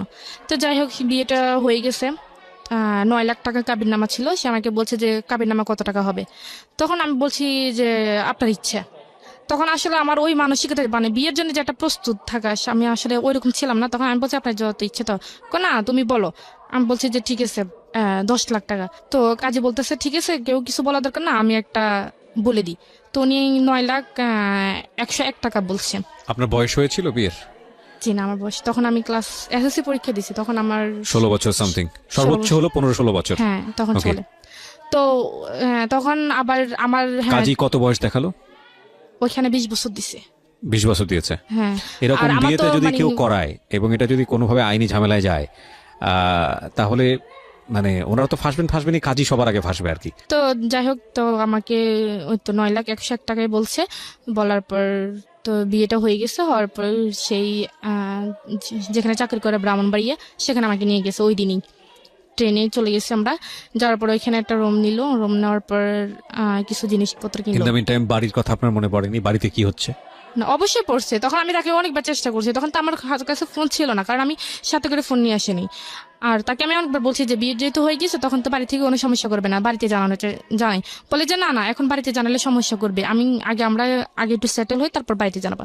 তখন সে যেভাবে বলতেছে সেভাবে, কারণ তার কথা যদি আমি একটু নড়চড় করি, সে আমাকে ছুরি টুরি দিয়ে ভয় দেখায়, তারপর হাত কাট নিয়ে ভয় দেখায়। তখন আমি আসলে এতটা ছিলাম না। তো বাড়িতে কি হচ্ছে না হয়েছে সেটা আমি তখন জানি না। তো তখন আমাকে ওইখানে নিয়ে গেছে। নিয়ে যাওয়ার পর সে আমাকে একটা রুম নিল। রুম নেওয়ার পর টুকটাকি যা লাগে আর কি সব নিছে। নেওয়ার পর তো চলতেছি। তখন যাচ্ছি, বাড়িতে কি হয়েছে না হয়েছে সেটা তো আমি জানি না। তখন ওইখানে গেলাম। তো নেওয়ার পর সেই তো সারাদিন চলে গেল। তো আমি রান্না বান্না করলাম। তো সেই কোথায় গেছে আমি জানি না। সারাদিন সে বাসা ছিল না। রুম কি আগে থেকে নেওয়া ছিল নাকি ওর রুমে গিয়ে উঠলেন? না, সে ওইখানে আগে থেকে একটা রুম নিয়েছিল সেই। তো রাত্রের বেলা তো সে আসছে, এসে কিছু ফুল টুল দিয়ে রুমটা সাজাইলো নিজেই। হ্যাঁ, না নিজে না, সে আর তার এক বন্ধুকে নিয়ে, বন্ধুর সাথে দিছে। সে কোথায় গেছে আমি জানি না। তো তার বন্ধু, তার এক কলিং, উনি আবার বিয়ে করছে, বোনই আবার ওইখানেই থাকে। সে আমাকে বাইরে তালা দিয়ে চলে গেছে। তো আমি সারাক্ষণ রুমের মধ্যে ছিলাম। তো রুমের মধ্যে থাকার পর সে বিকেলের দিকে আসছে। আমাকে বলতেছে তো তুমি রেডি হও। তো আমি বলছি কেন রেডি হবো, কোথায় যাবো? বলে যে আমার এক ফ্রেন্ডে দাওয়াত দিচ্ছে, রাত্রে ওইখানে খাওয়া দাওয়া করবো। তো আমি বলছি আমি রেডি হবো কি, আমি তো তখন আমার তো কিছুই নেই, ইনফ্যাক্ট কিছুই নেই। হ্যাঁ, আমি রেডি হবো কি? সে আমার জন্য একটা শাড়ি কিনলো। 1200 টাকা দিয়ে একটা শাড়ি কিনছে। আর নর্মালি বাসা পড়ার জন্য 2টা 3 পিস কিনছে। তো নিয়ে আসছে। নিয়ে আসার পরে সে আমাকে বলছে রেডি হওয়ার জন্য। তো রেডি হয়েছি। রেডিমেডি হয়ে আমরা ওই ফ্রেন্ডের বাসে গেছি। যাওয়ার পরে ওইখানে খাওয়া দাওয়া করে আমরা আবার রিটার্ন আসছি। ওই ফ্রেন্ডের বাসায় যখন খাওয়া দাওয়া করতে গেছি, তখন বাসাতে আবার খাওয়া দাওয়া করে যখন আবার বাসা আসছি, তখন দেখি ফুল টুল দিয়ে সাজানো রুমটা।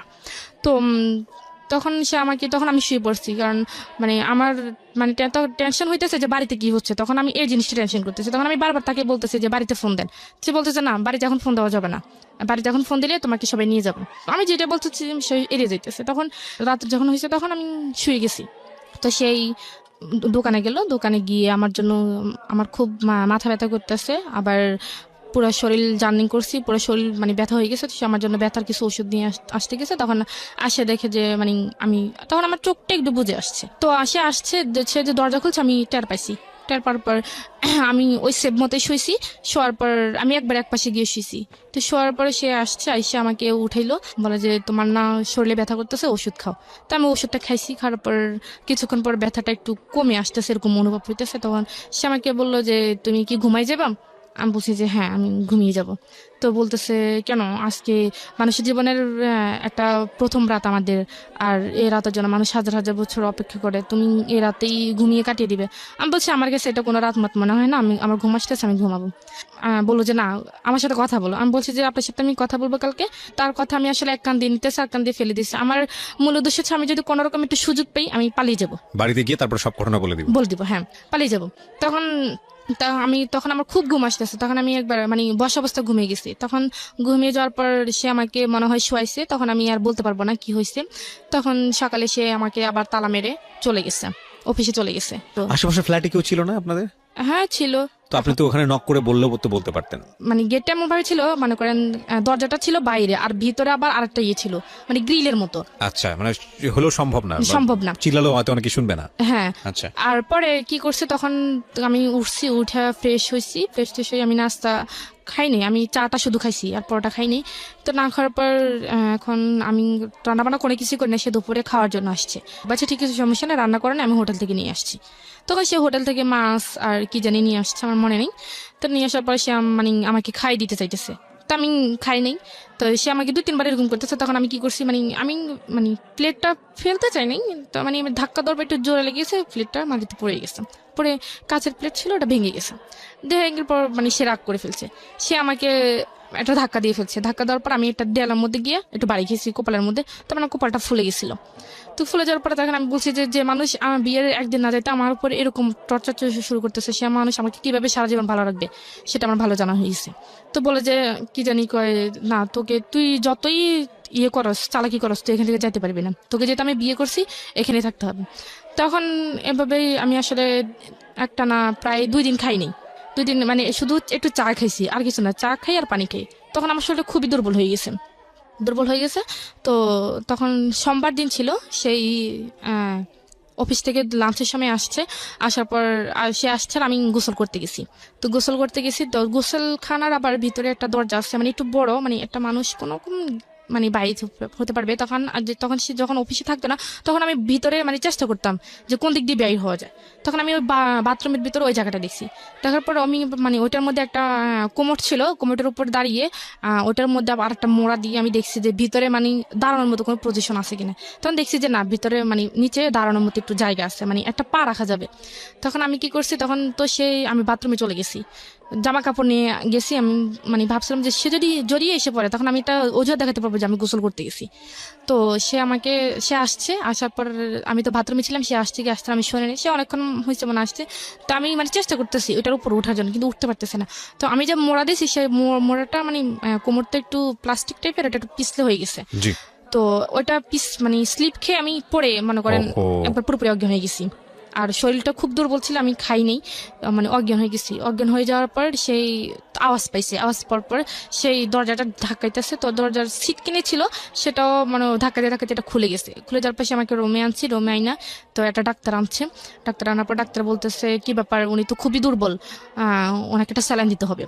তো বলছি ঠিক আছে স্যালাইন দেন। তো ডাক্তার আমাকে একটা স্যালাইন দিল।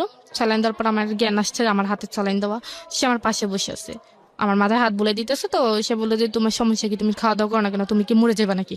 আমি বলছি যে হ্যাঁ আমি মরে যাবো। বলা যে তুমি মরে গেলে আমি থাকবো কি করে? তো আমি বলছি আপনি কিভাবে থাকবেন সেটা তো আমার জানার বিষয় না, যখন আমি আপনার কাছে ছিলাম না তখন তো আপনি ছিলেন, এরকম বলতেছে। তখন মানে আমি সব কথা তার মানে খুব সে যদি নর্মালি কথা বলে আমি একটু মানে রাগ দেখে কথা বলি। 5-6 দিন চলে যাওয়ার পর সে একদিন রাত করে আসছে। আসার পর আমি শোয়া ছিলাম, মানে ঘুমিয়ে ছিলাম আবার ছিলাম মানে এরকম একটা অবস্থা। সে আইসা মনে করেন এক ধরনের আমার উপর জোরাজোরি করতেছে, যেরকম স্বামী স্ত্রীর মধ্যে একটা ফিজিক্যাল রিলেশন যেটা হয় সেটা ওই দিন মানে ফার্স্ট ওই দিন হয়ে গেছে। আপনার অনিচ্ছা সত্ত্বে? হ্যাঁ, আমার অনিচ্ছা সত্ত্বে। So it was rape. Legally যদি এটা বলি, আইনত এটা হচ্ছে রেপ। হ্যাঁ। এবং অনেকের ধারণা নাই, আপনাদের সবার অবগতির জন্য জানাচ্ছি, সেটা হচ্ছে যে অনেকেই মনে করেন যে বিয়ে করার পরে এই ধরনের সম্পর্ক এটা রেপ হয় না, কিন্তু বাংলাদেশের নারী নির্যাতন আইন অনুযায়ী আপনারা যদি ইন ডিটেলে যান তাহলে বিবাহোত্তরও রেপ হয়, এবং স্ত্রীর অনিচ্ছা সত্ত্বে যদি এই ধরনের কোনো অ্যাক্টিভিটিসের মধ্যে যাওয়া হয় তাহলে সেটা রেপের পর্যায়ে পড়ে, এবং এটার জন্য কিন্তু চাইলে স্ত্রী আইনত অ্যাকশনও নিতে পারেন। So it was rape actually. Okay. তারপর সে আমার সাথে জোরাজোরি করে এরকম সেদিন 3বার সে আমার সাথে ফিজিক্যাল রিলেশন করছে। তো তখন আমি এক পর্যায়ে মানে নিস্তেজ হয়ে গেছি, বাট আমার কোনো হুঁশ ছিল না। তো হুঁশ না থাকার পর সকালে আমি মানে হাঁটতেই পারতেছি না, মানে এরকম একটা অবস্থা। পরে উনি অফিসে যাওয়ার সময় ওই দিন আর আমাকে তালা দিয়ে যায় নাই। যেদিন তার আগের দিন যে ফিজিক্যাল হয়েছে তো তার সকাল থেকে সে আমাকে তালা দিয়ে যায় না, দরজা খোলাই ছিল। তো সে আমাকে বললো যে যদি খারাপ লাগে নিচে তার আবার এক বন্ধুর আম্মা থাকে, তো উনি ওনার সাথে গিয়ে কথা বলতে পারে, বা আমি ওনাকে বলে যাবো, উনি তোমার সাথে এসে কথা বলে। তো তখন আর তালা বাইরের তালা দিয়ে যায় নাই। তো আমি তখন চিন্তা করলাম যে মানে আমার মনে একটা ধারণা আসছে যে যেহেতু এতদিন বিয়ে হয়েছে ঠিক, কিন্তু আমাদের মধ্যে কোনো কিছু ছিল না। তখন আমি বাড়িতে চলে গেলাম, মানে আমি বলতে পারতাম যে আমি পারফেক্ট, আমার মধ্যে কোনো ইয়ে নেই। See, this is a sense of society, sense of virginity, sense of our social ethics. It's a very important point. খেয়াল করবেন এটা। ওকে। তখন ও আমি মনে করতেছে বিয়ে হয়েছে ঠিক আছে, কিন্তু আমাদের মধ্যে তো কোনো ফিজিক্যাল রিলেশন ছিল না, সুতরাং আমি যেভাবেই হোক এখান থেকে এসকেপ করলে আমি বলতে পারবো যে না, আমাদের মধ্যে কিচ্ছু হয়নি। এইটা হচ্ছে আমাদের প্রিমিটিভ থট অফ সোসাইটি, মানে একদম প্রাগৈতিহাসিক আমলের একটা ধারণা। আর যখন এটা হয়ে গেছে ওর মধ্যে একটা চেঞ্জ আসছে। চেঞ্জটা কি? হ্যাঁ বলো। হ্যাঁ, তখন আমি ভাবলাম যে মানে চলে গেছিলাম, মানে আমি গেট পর্যন্ত চলে গেছি, উপর থেকে নিচে নেমে গেট পর্যন্ত চলে গেছি। চলে যাওয়ার পর মানে দেখতেছি আমি মানে আমার হাত তো খুব কষ্ট হইতেছে, তো আমি কাঁদতেছি। তখন দারোয়ান আমাকে জিজ্ঞেস করলো যে ম্যাডাম আপনার কি হয়েছে? আমি বলছি যে না কিছু হয় নাই। তো বলে যে আপনি কাঁদতেছেন কেন? তো আমি বলছি যে না আমার আসলে একটু শরীরটা খারাপ, হ্যাঁ এই জন্য। তো বলে যে না, আমি কি আপনাকে বাসা দিয়ে আসবো? তো আমি বলছি যে না ঠিক আছে। তখন মানে আমার কথা শুনে ওই যে তার বন্ধুর আমার কথা বলো, উনি আবার বের হয়ে আসছে। বলে যে কি ব্যাপার ঋতু, তুমি কেন বাইর হয়েছো? তো তোমার নাকি শরীর খারাপ, তুমি বাইর হয়েছো কেন? চলো চলো তোমাকে বাসা দিয়ে আসি। তখন ওই আমাকে ধরে ধরে আমাকে রুমে আইনা শোয়াই দিয়ে চলে গেছে। চলে যাওয়ার পর তখন মানে কারো মানে একটা ফোন যে পাবো, মানে কারো কাছ থেকে নিয়ে আমি ফোন করবো, মানে ওইরকম একটা নেই। তখন উনি আবার আসছে কিছুক্ষণ পর, বলে যে তুমি কি তোমার কি খিদা লাগছে বা কিছু খাইবে? আমি বলছি যে না আন্টি আমার খিদা লাগা নাই, আপনি আমাকে একটু গরম পানি করে দেন। বলে যে গরম পানি দিয়ে কি করবা? বলে যে আমি একটু বাথরুমে যাবো। পরে উনি আমাকে একটু গরম পানি করে দিচ্ছে, আমি বাথরুমে গিয়ে ফ্রেশ হয়ে আসছি। পরে আমি বলছি কি আপনার কাছে কি ফোন আছে? বলে যে কেন? আমি বলছি আমি একটু আমার আম্মুর সাথে কথা বলবো, আমার আব্বুর সাথে কথা বলবো, আসলে তাদের কথা খুব মনে পড়তেছে, আমার খুব খারাপ লাগতেছে, একটু কথা বলে আমার কাছে ভালো লাগবে। বলে যে ঋতু তুমি কিছু মনে করো না, রবিউল তো আমাকে না করছে তোমার কাছে ফোনটা না দিতে। তো আমি তখন ভাবলাম যে বলেও লাভ নেই, তখন ভাবলাম যে যাই হবার হয়ে গেছে, বিয়ে তো একবার হবেই, তো আমার ভাগ্য হয়তো এটা ছিল। আপনি মেনে নিলেন? হ্যাঁ আমি মেনে নিছি মনে মনে। এটা হয়তো মানতই না যদি গত রাতের এই ঘটনাটা না ঘটতো। হ্যাঁ। এবং দেখুন, একটা মেয়ের কাছে, আমাদের সমাজে একটা মেয়ের কাছে এই বিষয়টা কতটা ইম্পর্টেন্ট, এবং সেন্স অফ দ্য সোসাইটি যেটাকে বলি, আমাদের ধারণাটা এভাবেই দেওয়া হয়েছে ছোটবেলা থেকে যে একটা মেয়ের সঙ্গে এটা হয়ে যাওয়া মানে হচ্ছে তার সবকিছু গেছে, সবকিছু শেষ। ছেলেটার কথা কিন্তু চিন্তাও করা হয় না। এবং দেখুন, ও বিয়ে হওয়ার পরেও ফাঁকফোকর খুঁজছে যে যেভাবেই হোক না কেন বের হয়ে যাবে। যখন এটা হয়ে গেছে তখন সে নিজের মনকে বুঝ দিচ্ছে যে না, বিয়ে তো একটাই হয় মানুষের জীবনে, ওকে ফাইন। তার মানে চিন্তা করে দেখুন, এবং জেনে খুব আশ্চর্য হবেন, কিছুদিন আগেও এরকম একটা নিয়ম ছিল সরকার থেকে, এরকম একটা আইন বাধ্যবাধকতা বোধহয় এরকম একটা অনুমতি দেওয়া হয়েছিল ল করে, যে রেপ করে যদি তাকে বিয়ে করা হয় তাহলে তার শাস্তিটা ওইরকম শাস্তি হবে না। এরকম একটা কোনো, আমি ইন্ডিভিজুয়াল জানি না, এরকম একটা ছিল যেটা নিয়ে অনেক আলোচনা সমালোচনা হয়েছে বিভিন্ন মহলে। পরবর্তীতে ওটা বোধহয় সংশোধন করা হয়েছে, আমি ডিটেল জানি না, যারা ল নিয়ে ভালো পড়াশোনা করবেন তারাই বা জানবেন। সো এটা কিন্তু সরকার ইচ্ছা করে করেনি, এটা আমাদের সামাজিক চালচিত্র।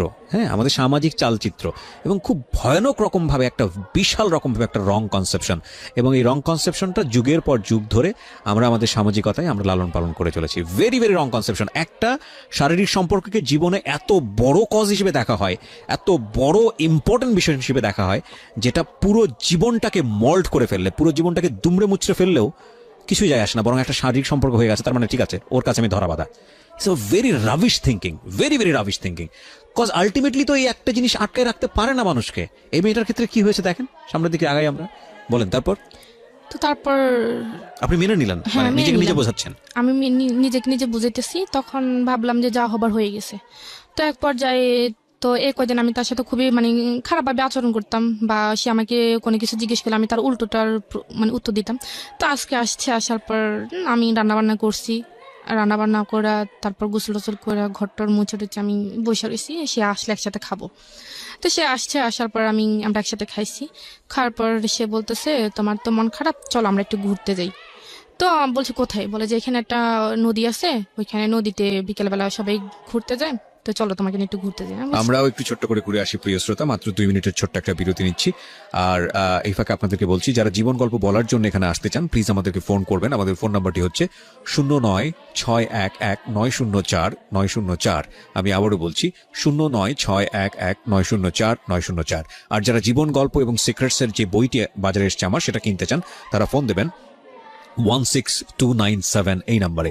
আরো একবার বলছি 16297 এই নাম্বারে বইটি আপনার বাসায় পৌঁছে যাবে। বইমেলা থেকে কিনতে চাইলে চলে আসুন 101 নম্বর স্টল, বর্ণপ্রকাশের স্টলে। ফিরে আসছি মাত্র 2 মিনিট পর। বাই দ্য ওয়ে, আরো একটি নাম্বার আছে যেটা 24 ঘন্টা খোলা থাকে, আপনি চাইলে ওখানেও ফোন দিয়ে বাসায় বসে বইটি সংগ্রহ করতে পারেন। বইয়ের মূল্য হচ্ছে মাত্র 200 টাকা। ফোন নাম্বারটি হচ্ছে 09638771771। আরো একবার বলছি 09638771771। ফিরছি 2 মিনিট। জীবন গল্প। শুনছেন জীবন গল্প 90.4 FM এ। আমি আরজি কিবরিয়া রয়েছে আপনার সঙ্গে, এবং আজকে ঋতু আছে তার জীবন গল্প নিয়ে। ঋতুর এই গল্পটি আপনি পুরোপুরি পেতে পারেন আমাদের ইউটিউব চ্যানেলটি থেকে। এই মুহূর্তে আপনি চলে আসুন আমাদের ইউটিউবের ঠিকানা www.youtube.com/dfm904। আমি আবারও বলছি youtube.com/dfm904। প্লিজ সাবস্ক্রাইব করে বেল বাটনটাতে, সাবস্ক্রাইবের পাশেই রয়েছে বেল বাটনটা, এটা ক্লিক করে অন করে নেবেন প্লিজ। ওকে, হ্যাঁ ঋতু, তারপর কি হলো? তারপর তো আসলো ঘুরতে খাওয়া দাওয়া গেলাম। করলেন? হ্যাঁ, ঘুরতে গেলেন। হ্যাঁ, হ্যাঁ, ঘুরতে যাওয়ার পর ওইখানে সবাই মানে তার পরিচিত যারা আছে সবাই জিজ্ঞেস করতেছে, হ্যাঁ কি রে রবিউল, এটা কে? তো ও বলতেছে তো তোর ভাবি টাবি পাইছে। তো তখন ওই যে একটু একটু বাইরে যেতাম, বা সবার সাথে একটু, বা মেয়ে যারা ছিল বা আন্টি যারা ছিল তাদের সাথে একটু কথাবার্তা বলতাম, তাদের সাথে একটু ফ্রি হয়ে গেছি। তখন একদিন আমাকে এক আফু, মানে উনি আমার সিনিয়র অনেক, উনি আমাকে একদিন বলে, ঋতু তোমাকে আমি একটা কথা বলবো, তুমি কিছু মনে করবে না তো? বলে যে তুমি আসলে রবিল তো তোমার হাজবেন্ড, এখন তুমি বললে হয়তো তোমার মন খারাপ হতো। আমি বলছি সমস্যা না, আপনি বলেন। বলে যে দেখো তোমরা একসাথে চলাফেরা করো, আসলে তোমার সাথে আসলে তোমরা দুজনকে একসাথে মানায় নাই, তুমি কোথায় রবিউল কোথায়, মানে ওর নামে বিভিন্ন রকমের কথা বলতেছে। তখন আমার কাছে আসলে খারাপ লাগতো, কেন এই কথা বলবে? তো তখন একটা দিক, যখন আমি ওকে মন থেকে মেনে নিয়েছিলাম যে আমার যেহেতু বিয়েটা হয়ে গেছে, তখন যা হবার আসো হবে, তখন আমি পুরোপুরিভাবে ওকে মানে ভালোই বাসছি, যে মানে পুরোপুরিভাবে ওর প্রতি দুর্বল হয়ে গেছি। তো তখন আমি ওকে বললাম যে দেখেন আপনি অফিস থেকে ছুটি নিতে পারবেন? তো বলে যে কেন? আমি বলছি আপনি আগে নেন, তারপর আমি বলতেছি। তাকে আমি 3 মাস বাসে রাখছি। 3 মাস বাসে রাখছি বলতে মানে যাতে কেউ কিছু বলতে না পারে, বা তার স্বাস্থ্যের দিক থেকে, তার মানে ফেসের দিক থেকে, বা তার ও সব দিক আচ্ছা থেকে। আচ্ছা, মানে আপনি তাকে তৈরি করতেছেন আপনার ফ্যামিলির জন্য, যাতে হ্যাঁ, করে আমার আপনি ফ্যামিলির তাকে জন্য। নিয়ে কারণ ফ্যামিলিতে ফেস বাইরের করতে মানুষ যেহেতু এরকম বলতেছে, তারা আমার ফ্যামিলি তো কখনো ওকে মেনে নিবে না। তখন আমি তাকে মানে ডাক্তারের সাথে কথা বলে বিভিন্ন রকমের রুচিকর, যাতে রুচি হয় খাবার, ওষুধ, বা পুষ্টিকর যে খাবারগুলো আছে একটা মানুষ বা ভালো মতো হওয়ার জন্য, সবগুলোই আনছি। তো 1 মাস যখন হয়ে গেছে, এখন ও তো চাকরি করে না, এখন 1 মাস একটা মানুষ 1 মাস বসে বসে খেলে কতদিন যায়? আর ওর তো কোনো এক্সট্রা কোনো টাকা নাই। তো আমি কি করছি, ওই যে ঢাকায় থাকাকালীন যে রিয়ার কথা বললাম, তো রিয়ার কাছে আমি ফোন দিলাম। পরে রিয়াকে আমি সব কিছু বলছি, বলার পর আমি বলছি যে দেখ তুই এটা কারোর কাছে বলিস না, এখন আমি একটু সমস্যা আছি, আমার কিছু টাকা লাগবে। তো বলে যে কত টাকা? তা আমি বলছি 10-15 হাজার টাকা হলে হবে। একটা বিকাশ নাম্বার দিচ্ছে, আমাকে 15 হাজার টাকা পাঠাইছে। 15 হাজার টাকা পাঠানোর পর আমি তার জন্য বিভিন্ন রকমের বিভিন্ন আইটেমের খাবার, মানে যেগুলি কাজে আসে বা পুষ্টিকর যে খাবারগুলো, সেগুলো নিছে। যেমন তো তাকে 3 মাস পর পুরোপুরি ভাবে হয়ে উঠছে, মানে আমি যেরকমটা চাইছি সেরকমটা হয়ে গেছে। তো 3 মাস পরে তখন থেকে মনে করে আমাদের সংসারটা খুবই একটা সুখী সংসার। সেও আমাকে প্রচন্ড ভালোবাসে, আমিও তাকে প্রচন্ড ভালোবাসি। এখন এই ভালোবাসা দিয়ে একটা হ্যাপি ফ্যামিলি আমাদের। তো এর মধ্যে আমি তাকে বললাম যে দেখেন আমার তো বিয়ে কিন্তু 1 বছর চলে গেছে এভাবে। তো চলে যাওয়ার পর আমি বললাম, 1 বছর পর বললাম যে আমি তো এসএসসি পরীক্ষার আমার ভালো একটা রেজাল্ট আসছে, তো আমি ইন্টারে ভর্তি হইতে চাই। এই 1 বছরের মধ্যে আপনি কোনো যোগাযোগ করেননি বাড়িতে? না, কোনো যোগাযোগ করিনি। ওর লেখাপড়া কতদূর ছিল? উনি মাস্টার্স কমপ্লিট করছে। ওকে, রবিউল মাস্টার্স কমপ্লিট করা। ওকে, বাচ্চাদের পড়ার জন্য তো অন্তত আমার কিছু জানা দরকার। বলে যে না, সেটা যতটুকু জানা অতটুকুই এনাফ। তো আমি বলছি ঠিক আছে, এখন সে যেভাবে বলতেছে সেভাবেই। তো এভাবেই চলতেছে। 1.5 বছর চলে যাওয়ার পর তখন আমি হঠাৎ মনে করেন আমার ফিউর হচ্ছে না প্রায় 2 মাস ধরে। জি। তো আমি একটু টেনশনে আছি। তো তারপর হচ্ছে তখন আমি একটু টেনশনে পড়ে গেছি। তখন আমি ওকে জানাইনি। তো না জানানোর পর আমি নিজে নিজে একটা ডাক্তার কাছে গেছি। তো বললো যে আপনি তো প্রেগনেন্ট। তো আমি বললাম না, এটা সম্ভব না, আমি এখন এই মুহূর্তে বাচ্চা নিতে চাই না। আচ্ছা। তো বলে যে কেন আপনাদের, বলে যে আপনি কি বাচ্চা আসছে? আর আমি বলছি যে না, আমাদের বাচ্চা নেই, তো এটা প্রথম, তবে আমি এখন বাচ্চা নিতে চাই না। তো বলছে এটা আপনার হাজবেন্ড জানে? তখন ও কিন্তু এটা জানে না। তো আমি বলছি যে হ্যাঁ, এটা ও জানে, ও নিতে চাচ্ছে না। তো আমি বলছি যে তাহলে, তো বলে যে তাহলে এটা যদি রাখতে না চান তাহলে যত তাড়াতাড়ি সম্ভব এটাকে অ্যাবর্শন করতে হবে। বলছে আপনি অ্যাড্রেসে চলে যান, ওনারা যা করার করে দিবেন। মানে এটা করার পরে একটু অসুস্থ ছিলাম, পরে এভাবে চলতে ভালোই আছি, ভালোই। তারপর আমি আবার প্রেগনেন্ট। সেকেন্ড টাইম কনসেপ্ট করলেন? হ্যাঁ, করার পর সেটা আমি তাকে জানাইছি। প্রথমবারের কথা তো আমি তাকে জানাইনি। দ্বিতীয়বার যখন হয়েছে তখন আমি তাকে জানাইছি। তখন আমার 3 মাস হয়ে গেছে। 3 মাস হয়ে যাওয়ার পর তো বলছে না, আমি তো এখন বাচ্চা চাইতেছি না, কারণ আমি তোমাকে তো এখন আমাদের বাড়িতে নিয়ে যাইনি। এখন যদি বাচ্চা হয়ে যায় তখন মানুষ কি বলবে? আমি এখন বাচ্চা, তুমি যেটা যা করার তাড়াতাড়ি করো। তখন ওই ডাক্তার কাছে আসছি, ডাক্তার কাছে আইসা তো আবার ওই ভাবি আমার বলছে যে একটা হোমিও ডাক্তার আছে, ওইখানে গেলে হোমিও কিছু ওষুধ দিলে ওইটা নাকি হয়ে যায়। যাই হোক, আপনি এটাকে অ্যাবর্শন করেছেন না করেন নাই? না, করিনি। সেকেন্ড টাইমটা কি আপনার বেবি? হ্যাঁ। ওকে, তারপর? হ্যাঁ, তারপর যাই হোক, এটা অনেকবার করছি। তো ট্রাই করছেন অ্যাবর্শন করার জন্য? হ্যাঁ, অনেকবার ট্রাই করছেন কিন্তু হয়নি। মানে এটা করতে গিয়ে আমি নিজে মরে যেতেছি। তো পরে তারপর যাই হোক, এটা হয়ে তখন থেকে সে আমার উপর মানে আমার সাথে খুব খারাপ ব্যবহার করতেছে। তারপর সে আমাকে বিভিন্ন রকমের এক কথা 2 কথা ভালো কথা বলে সে আমার সাথে খারাপ ব্যবহার করে। আর আমার বাপ মা নিয়ে সে আমাকে গালিগালাজ করে। তো করার পর হঠাৎ করে চেঞ্জটা দেখলেন শুধু এই কনসেপ্টটা করার পরেই? হ্যাঁ, কনসেপ্টটা করার পরে চেঞ্জটা দেখি। না, পর ওই আমরা আবার যে রুমে থাকতাম, যেখানে থাকতাম সেখান থেকে পানিটা নিয়ে যে আনতে হয় সেটা একটু দূরে, ঠিক আছে নি? তো আমার বেবি যখন 7 মাসের প্রেগনেন্ট আমি, তখন বালতি ভরে ভরে, অনেক বড় বড় বালতি ভরে ভরে ওইখান থেকে পানি আনতে হয়। তো সেটা আমার জন্য খুবই বিপজ্জনক। সব যে দেখে সে বলে যে তুমি এই কাজ করো কেন? সে আমার দিয়ে বিভিন্ন রকমের জামা কাপড় বা তার শার্ট প্যান্ট ওইগুলো ধোয়াইতো, বা এখন যেগুলো আমার জন্য করা উচিত না সেগুলো করাইতো।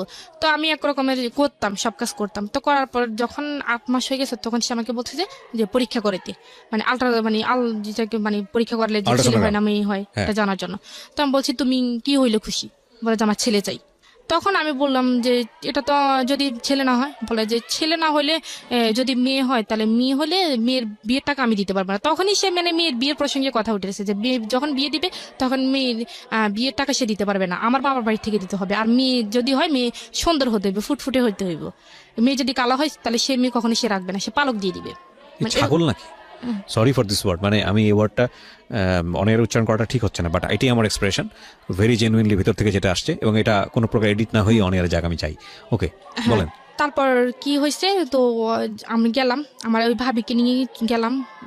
তো উনি বলছে যে মেয়ে হবে। তো ডেট দেওয়ার পর বলতেছে মেয়ে হবে। যখন ওকে জানাইছে তখন সে আমার উপর খুব রাগ করছে। আমাকে আমি পারে না, মারবে না ধরবে, সে বুঝতে পারতেছে না। তো পরে ও মাস্টার্স পাস ছিল, রাইট? হ্যাঁ, এটা তোর জানা উচিত। ছেলে মেয়ে হওয়ার ব্যাপারটা তো মেয়েদের উপর নির্ভর করে, এটা সম্পূর্ণই ছেলেদের উপরে। তবে সে আমাকে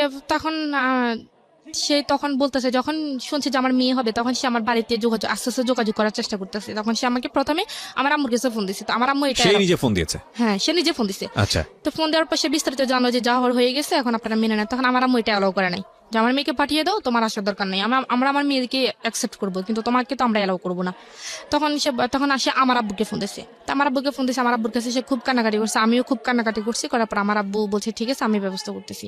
তো সে বলতেছে দেখেন, ঋতু তো আপনার প্রেগনেন্ট, বা ওর তো বেবি হবে, এখানে তো দেখাশোনার মতো করার মতো কেউ নেই, এখন আমাদের বাড়িতে ওকে নিয়ে যেতে পারি নেই। তো এখানে কে দেখবে? আপনারা যদি চান তাহলে ও প্রথম বাচ্চাটা আপনাদের এখানেই হোক। তো আমার আব্বু বলছে ঠিক আছে, আমি ব্যবস্থা করতেছি। তখন আমার আব্বুর আসার সময় হয়েছে, তো আমার আব্বু আসবে। তো বলছে ঠিক আছে, আমি বাড়িতে যাই ঋতুর আম্মুর সাথে কথা বলে দেখতেছি। তো দেশে বা আমার আব্বু বাড়িতে আসছে, আমার আম্মুর সাথে কথা বলে আমার আম্মু কোনো রকম মানানোর পর তো আমরা গেলাম।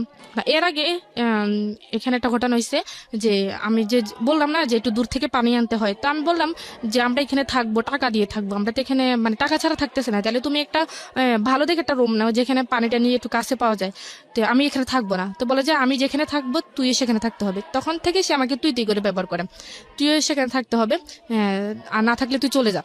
তো আমি বলছি আমি এই অবস্থা কোথায় যাব? তখন এক কথা দুই কথা আমি বলছি যে মানে একটু বেশি হয়ে গেছে যে আমি এখানে থাকবোই না, আমি এখানে চলে যাব, আমি কি এখানে টাকা ছাড়া থাকি নাকি?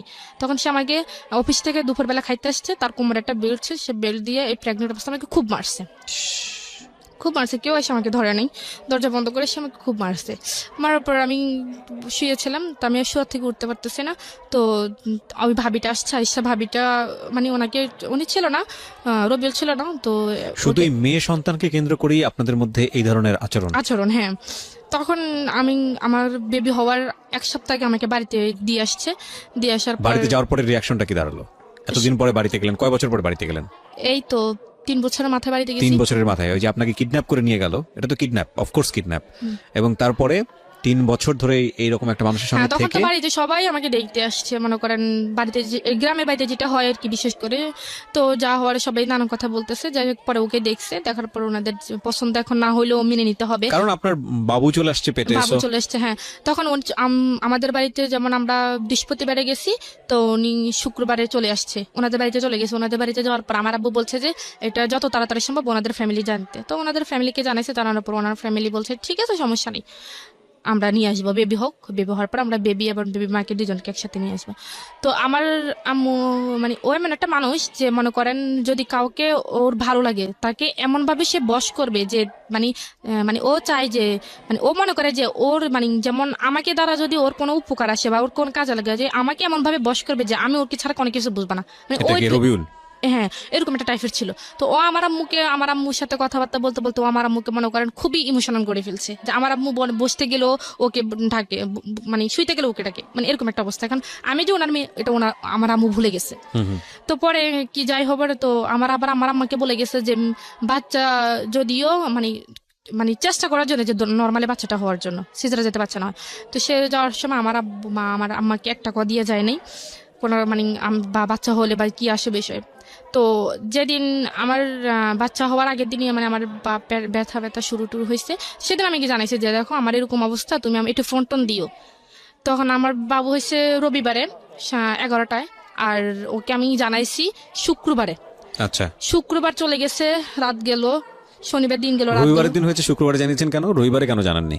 মানে শুক্রবারে পরে তো রবিবার হয়েছে, মানে তার আগে রবিবার আগে শুক্রবারে জানাইছি। বাচ্চাটা কবে হয়েছে? রবিবারে। হ্যাঁ। ও জেনেছে কবে? মানে ও তো মানে আমি বলি আমার যখন মানে বাচ্চা হওয়ার আগে যে ব্যথাটা যেটা হয় আর কি, ওই সময় জানিয়েছেন? হ্যাঁ, ওই সময় আমি জানিয়েছি, সেটা শুক্রবার থেকে শুরু হয়েছে। আচ্ছা আচ্ছা। তো এমনি বাচ্চা হওয়ার পরে কেউ সঙ্গে সঙ্গে এসে জানছে? হ্যাঁ, না, সঙ্গে সঙ্গেই জানছে, যেটা আমাদের বাড়ি থেকে সে জানাইছে। আচ্ছা। কিন্তু সেটা মানে বাচ্চা হওয়ার আগ পর্যন্ত সে আমাকে একটাবার ফোন দিল না যে আমি বেঁচে আছি নাকি মরে গেছি। আচ্ছা। তো আমার ব্যথা দেখে আমার আব্বু খুবই কান্নাকাটি করতেছে, তো আমার আব্বু বলতেছে আমার মেয়েকে আমি এভাবে রাখবো না, আমি ওইটাকে হাসপাতালে নিয়ে চলে যাবো। তখন সে আমাকে হাসপাতালে নিয়ে সিজার করাছিল। তো সিজার আমার বেবিটা হয়। তো বেবিটা হওয়ার পর আমার বেবি মাশাআল্লাহ খুবই সুন্দর হয়েছিল। তো হওয়ার পর আমার আব্বা জানাইছিল ওনারে যে তোমার মেয়ে হয়েছে। তা ও আমার আব্বাকে বলে যে মেয়ে কালো হয়েছে না সুন্দর হয়েছে। প্রথম কোশ্চেন ছিল এটা? হ্যাঁ, মানে মেয়ের মা সুস্থ আছে বা মেয়ে সুস্থ আছে কিনা সেটা জানতে চাইনি, সে প্রথমে জানাইছে মেয়ে কালো হয়েছে না সুন্দর হয়েছে। তখন আমার আব্বু এখানে একটা রাগ মানে রেগে গেছে যে এটা কেমন কথা, যে মেয়ে কালো হয়েছে না সুন্দর হয়েছে। তখন আমার আব্বু ওর সাথে মানে রাগ করে 2-3 কথা বলে না। তখন আমার সাথে যোগাযোগ হয়েছে, সে আমার সাথে কথা বলে না। আমি তো হাসপাতালে ছিলাম। তো তখন কোরবানি ঈদের 5 দিন আগে আমার মেয়ে হয়েছে। তো কোরবানি ঈদের ছুটি হয়েছে, ছুটি হওয়ার পর মনে করেন সে ছুটি পাইছে। তো ছুটি মানে কোরবানি ঈদের মেয়ে হওয়ার 2 দিন পর সে বাড়িতে আসছে। আচ্ছা। বাড়িতে আসার পর সে আমার মেয়েকে একবারও দেখতে আসেনি, মানে সে বাড়িতে চলে গেছে। তো আমি তাকে বারবার ফোন দিই যে মেয়েকে দেখতে আসার জন্য, দেখে আসার জন্য। তো সে বলে যে না, আমি একবার ঈদের পরে গিয়ে মেয়েকে দেখে আসবো। তো আমি বলছি মেয়ের মানে বাচ্চা হইলে বা বাবু হইলে মানুষ সঙ্গে সঙ্গে তার মেয়েকে আগে দেখতে আসে, বা ছেলে হোক মেয়ে হোক যেটাই হোক আগে দেখতে আসে, কিন্তু তুমি তো আসলা না। বলে যে আমার যদি আমি কেন যাইনি তুই জানোস? আমি কি কেন? বলে যে আমার যদি ছেলে হইতো না আমি গরু জবাই করে সবাইকে নিয়ে ফুর্তি করতাম, কিন্তু মেয়ে হয় না দেখে আমি মেয়েকে দেখতে জানি। সে আমাকে ডিরেক্টলি এভাবে বলছে।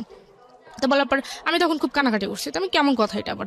তো বলছি ঠিক আছে তোমার আসতে হইবে না। তো আমাদের ঈদের পরে এখন তাদের বাড়িতে আমাকে নিয়ে যাবে, এখন একটা আনুষ্ঠানিকতার দরকার। তো আমার আব্বু মনে করেন যারা ধর্ম মানেন, যারা রিলিজিয়ন মানেন, তারা নিশ্চয়ই এটা জানেন যে দেয়ার ইজ এ হাদিস অন দিস, যে সৃষ্টিকর্তার তিনটা জিনিস খুব প্রিয় এবং তিনটা জিনিস আমাদের জন্য আশীর্বাদ স্বরূপ, এবং তিনটাই আমরা কেন জানি খুব অপছন্দ করি। এক নম্বর হচ্ছে, তিনি যাকে খুব পছন্দ করেন তিনি তাকে কন্যা সন্তান দান করেন, আলহামদুলিল্লাহ। সেকেন্ড যেটা, সেটা হচ্ছে তিনি খুশি হলে বৃষ্টি দেন, বৃষ্টিও আমরা অপছন্দ করি। এবং তিনি যদি কারোর উপর খুশি হন তো সেই বাড়িতে তিনি মেহমান পাঠান। এটা একটা হাদিস। এবং দুর্ভাগ্যজনক ভাবে হলেও সত্য, আমরা মেয়ে সন্তান হলে অখুশি হই। সবাই হন না অফকোর্স, কেউ কেউ শুধু মেয়ে সন্তানই চান, এরকম বাবাও আছেন দুনিয়াতে, এরকম পরিবারও আছেন, কিন্তু বেশিরভাগের সিনারিওটাই বোধহয় এরকম কষ্টকর। শুধু এটা তো কিছুই না, এরকম হয় যে সন্তান হয়েছে মেয়ে, তাকে ছুঁড়ে ফেলা হয়েছে। এই যুগেও আমরা বসবাস করি। ইনফ্যাক্ট আমরা গল্পটা একটু সামনের দিকে আগায় নিতে চাই। হ্যাঁ বলেন, তারপর? তো তারপর মানে এখন আমি তাদের বাড়িতে প্রথম যাব। এখন আমার বাবা চাইতেছে যে আমার যেহেতু প্রথম মেয়ে, আমাদের বাড়ির প্রথম মেয়ে, তার যেহেতু বিয়েটা ওইভাবে হয় নাই, আমরা একটু ছোটোখাটো একটা আনুষ্ঠানিকতা করি। তখন তো ওর ফ্যামিলি থেকে বলছে ঠিক আছে, হ্যাঁ সমস্যা নেই। তো ওর যে মানে প্রথম যে আমাদের বাড়িতে আসছে মেয়ে দেখার জন্য, আমার মেয়েকে দেখার জন্য, তো সেখানে আমার মানে দাদিরা ছিল বা নানুরা ছিল। তো বলছে যে মানে মেয়েকে যখন কোলে নিয়েছিল তখন বলছে যে মানে দাদিরা বলতেছে যে মেয়েকে কোলে নেওয়ার আগে মেয়ের হাতে কিছু দিতে হয়। তখন সে বলতেছে আমার কাছে তো কিছু নাই। সে সবার সামনে বলতেছে। আমি বলছি তোমার কাছে 10 টাকাও নাই? বলে যে না, আমার কাছে 10 টাকাও নেই। তখন আমি তাকে ইশারায় তার পকেটের মধ্যে 1000 টাকার একটা নোট দিয়ে দিছি। তো বলছে ঠিক আছে, এটা তুমি মেয়ের হাতে দাও। তো সে মেয়ের হাতে এটা দিছে। দেওয়ার পর তো খাওয়া দাওয়া করে সেই টাকাটা নিয়ে বাবা হয়ে কিছু দিতে হয়? হ্যাঁ, আচ্ছা, এটা আমাদের মানে দাদিরা বলে। আর আপনাদের কাস্টমস এটা, না আপনাদের নিয়ম এটা? হ্যাঁ, যে বাবা মানে প্রথম বছর মুখ দেখার জন্য একটু কিছু দিয়ে দেখতে হয়। আচ্ছা আচ্ছা। তো তখন সে বলছে আমার কাছে তো টাকা নেই। তো আমি বলছি তোমার কাছে 10 টাকা নাই? বলে যে না, আমার কাছে তো টাকা নাই, আমি খরচ করে ফেলছি। তো আমি বলছি ঠিক আছে। তো আমি তার পকেটে 1000 টাকার একটা নোট দিয়ে দিই। তো আমি সেটা সে মেয়ের হাতে দেয়। সে খাওয়া দাওয়া করার পর মেয়ের মানে যাওয়ার সময় সে মেয়ের হাত থেকে টাকাটা নিয়ে চলে গেছে। আমি তো সেটা জানি না। তখন আমি যখন তার সন্ধ্যের সময় মানে দেখতেছি যে ওর হাতে টাকা নেই, তখন আমি আমার মাকে জিজ্ঞেস করছি যে আম্মা ওর হাতে টাকাটা কোথায়? বলে যে আমি কি জানি, এটা তো ওর আব্বুর কাছে ছিল, মেয়ে কে নিছে। তখন আমি ওরা ফোন করছি, কি ব্যাপার মেয়ের হাতে টাকা কই? বলে যে আমি নিয়ে আসছি, আমার হাত খরচের টাকা নেই। তো পরে যাই হোক, আমি আসবো না কাঁদবো আমি ঠিক বুঝতে পারছি না। such a stupid you are. আমি জানি না এগুলো কতটুকু সত্যি, বাট if you are মানে if you really like this kind of husband, you don't have any potentiality to be a husband, believe me. বাপ হওয়ার তো যোগ্যতাই নাই, এ ব্যাপারে কোনো সন্দেহই নাই। হ্যাঁ বলেন। পরে তো ওদের বাড়িতে যাওয়ার জন্য আনুষ্ঠানিকতা দরকার। এখন আমার আব্বু বলতেছে যে এখন মানে আমাকে কিছু দিবে, এখন ওনাদের কোনো কিছু চাহিদা আছে কিনা। তো যখন সে আমাকে বিয়ে করার কথা বলছে, তখন আমি তাকে বলছি যে আমাকে বিয়ে করতে হলে শ্বশুর বাড়িও পাইবা না, কিন্তু শ্বশুর বাড়ির কোনো কিছু আশা করতে পারবা না। তখন সে আমাকে বলছে একটা কথা যে আমি তোমাকে চাইছি, তোমাকে পাইছি, আমার আর কিছু লাগবে না। ইনফ্যাক্ট যে সিচুয়েশনে ছিল সেই সিচুয়েশনে সে এটাই বলবে। হ্যাঁ, এছাড়া কোনো ইয়েও নাই। হ্যাঁ, তখন সে এখন যেহেতু আমার আব্বা যেহেতু এখন একটা আনুষ্ঠানিকতার ইয়ে করতেছে, তখন সে অনেক কিছু চেয়ে বসছে। রাইট। এবং আমি জানতাম যে ঘটনাটা কোন দিকে যাবে। আমরা সেজন্যই বলি প্রিয় শ্রোতা যে জীবন নাটকের চেয়েও নাটকে। আমি চিন্তাও করতে পারি নাই যে ছেলেটার সঙ্গে ও শুধু ফোকালটা ভাল লাগে, কথাটা ভাল লাগে, সে কারণে সে ছেলেটার সঙ্গে কথা বলবে এবং ছেলেটা তাকে ব্ল্যাকমেল করে এত বড় একটা ঘটনা তার জীবনে ঘটিয়ে দেবে। এবং ঘটনা শুধু ঘটায়নি, এই ছেলে এখন তার বাড়ির মধ্যে ঢুকেছে এবং ঢোকানোর পরে সে তার আসল রূপ বের করছে। This is actually life, cause we can't predict যে আজকের পরে কালকের দিনটা আমার জন্য কি, বা 1 ঘন্টা পরে আসলে কি, 1 ঘন্টা পরে আমি আমির থেকে ফকির হয়ে যেতে পারি, বা ফকির থেকে আমির হয়ে যেতে পারি।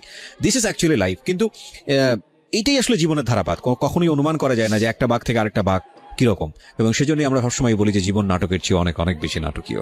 আমরা আরো একটা বিরতি নেব, বিরতির পর ফিরে আসবো। আর এই ফাঁকে আপনাদের সবাইকে বলছি, আপনারা যদি আমার এই গেস্টকে দেখতে চান, ও দেখতে মাশাআল্লাহ অপূর্ব সুন্দরী, এবং যেটা ওর হাজব্যান্ড ওকে বারবার বলছিল যে আমার মেয়েটা সুন্দর হতে হবে, সুন্দর হতে হবে। I don't know what a stupid logic. কেন এই কথাটা বলছিল? কারণ সে নিজের প্রতি নিজে থ্রেটেন ফিল করে কিনা, যে আমি তো দেখতে সুন্দর না, কোনো কারণে যদি আমার মতো হয়ে যায় আমার মেয়েটা, তাহলে তো সমস্যা। মানে এরকম কোনো ব্যাপার স্যাপার ছিল কিনা। Such a stupid boy. So okay যদি দেখতে চান চলে আসতে পারেন আমার ফেসবুক পেজে। আমার ফেসবুকের ঠিকানা www.facebook.com/kibria.rj। আমি আবারও বলছি www.facebook.com/kebria.rj। পেজটি আরজে কিবরিয়া নামে আছে। এবং আপনাদের সবার প্রতি অনুরোধ, লাইক বাটনে ক্লিক করে পেজটাতে অ্যাক্টিভ থাকবেন, পেজটাতে লাইক দিয়ে দিবেন। আনফরচুনেটলি আমি আমার পেজটি এখনো ভেরিফাইড করতে পারিনি, বাট পেজটি চেনার একটাই মাত্র উপায়, 14 লাখের উপরে ফলোয়ার আছে। এছাড়া আমার অসংখ্য ফেক পেজ আছে যেটাতে এত ফলোয়ার নেই। সো 14 লাখের উপর ফ্যান ফলোয়ার যেটাতে পাবেন সেটাই হচ্ছে আমার রিয়েল পেজ। ফিরে আসছি মাত্র 2 মিনিট পর। জীবন গল্প। শ্রোতা শুনছেন জীবন গল্প আর জি কিবরিয়ার সাথে 90.4 ঢাকা এফএম-এ আমি আমার আজকের যে গেস্ট ঋতু, কথা না বাড়িয়ে তার কাছে আবারও ফিরছি। ঋতু, তারপর কি হলো? তারপর সেই এখন বলতেছে যে আমার যৌতুক যেটাকে বলে। হ্যাঁ, যৌতুক যেটাকে বলে, তো তারা একটা ঘর দিছে, অনেক বড় একটা ঘর দিছে, সেটার 4টা রুম। তো তাদের রুমে কোনো কিছু নেই এখন, মানে বলতেছে যে ফার্নিচার লাগবে তাদেরকে এক ঘরের ফার্নিচার দিতে হবে, এক ঘরের। হ্যাঁ, এক ঘরের ফার্নিচার দিতে হবে। তো আমার আব্বু সেটার মানে রাজি ছিল, যে তো ওনার প্রথম মেয়ে, তো যা চাইবে তাই দিবে। এখন ফ্রিজ থেকে শুরু করে, সোফা থেকে শুরু করে এভরিথিং, যত কিছু আছে সম্পূর্ণ কিছু দিছে। তো এরপরে ওর আব্বা মা বলছে যে মেয়ে যখন শ্বশুর বাড়ি থেকে বাপের বাড়িতে আসবে, বা বাপের বাড়ি থেকে শ্বশুর বাড়ি আসবে, তখন বলবে যে মেয়ের সাথে কিছু নেই, বা সোনা দানার ব্যাপারে যেটা বলছে। তো আমার বাবা কি করছে, আমাকে প্রায় 5.5 ভরি স্বর্ণ দিছে, এক বড় ফার্নিচার দিচ্ছে, বা 7.5 ভরি স্বর্ণ দিচ্ছে। এবার ওদের ওদের পক্ষ থেকে মনে করেন, আচ্ছা, এই পুরুষগুলোর কি লজ্জা করে না? আমাকে একটা একটা কথা বলেন তো, আপনারা তো আল্লাহ হাত দিছে, দুইটা পা দিছে, যেই ভদ্র মহিলাকে আপনি এত এত জোর জবরদস্তি করে ব্ল্যাকমেইল করে চোখে মলম মেখে নিয়ে গেলেন, 2-3 বছর কোথাও আসতে দিলেন না, বাবু আসতেছে আপনার, এবং যেখানে ছেলে হবে না মেয়ে হবে আল্লাহ আপনার উপরে সেটা নির্ধারণ করার বিষয় দিয়ে দিয়েছেন, এবং সেটা সম্পূর্ণই ছেলেদের শরীরগত বিষয়, ক্রোমোজোমের যে বিষয়টা থাকে সবাই জানে আজকাল, XY XX। তো সেইটাও আপনি ব্লেসড, এরপরও আল্লাহ আপনাকে এত ভালোবেসে একটা সন্তান দিছে, এবং সেই সন্তানও দেখতে যথেষ্ট পরীর মতো সুন্দর, এবং তারপরও আপনি তার কাছ থেকে কি আদায় করতেছেন? যৌতুক আদায় করতেছেন। এটা আসলে আমি বলবো কি জানেন, আপনার বাপের ভুল। মানে টু বি অনেস্ট, আমি যদি ফ্র্যাঙ্কলি বলি, সেটাই। আমি যদি ওই জায়গায় চিন্তা করি, তাহলে আমি যেটা করতাম যে ধৈরা ঠ্যাং ভাঙ্গা গুড়া করে দিতাম। মানে এগুলো হচ্ছে আমার একদম ওয়াইল্ড ফিলিং যেটাকে এখন বলে। মানে যে অবস্থা আছে সবাই বলে, মানে শুনে বলে যে, আমি জানি এখানকার অবস্থা জানি, আমি একটু ক্রোনোলজিক্যাল স্টেপ বাই তারপর স্টেপ মনে করেন তো দিল, যা কিছু আছে সব দিল। তারপর সে আর মানে প্রাইভেট চাকরি করবে না, তার ভালো লাগে না, সে একটা সরকারি চাকরি করবে। এটাও আপনার বাপকে জোগাড় করে দিতে হবে। হ্যাঁ, তো আমার আব্বু এখন সরকারি চাকরি করতে গেলে একটা See. মোটা অ্যামাউন্ট দরকার। তো আমার বাবার একটা ভালো বন্ধু ছিল, উনি একটা সোনালী ব্যাংকের একটা পোস্টের কর্মকর্তা ছিল।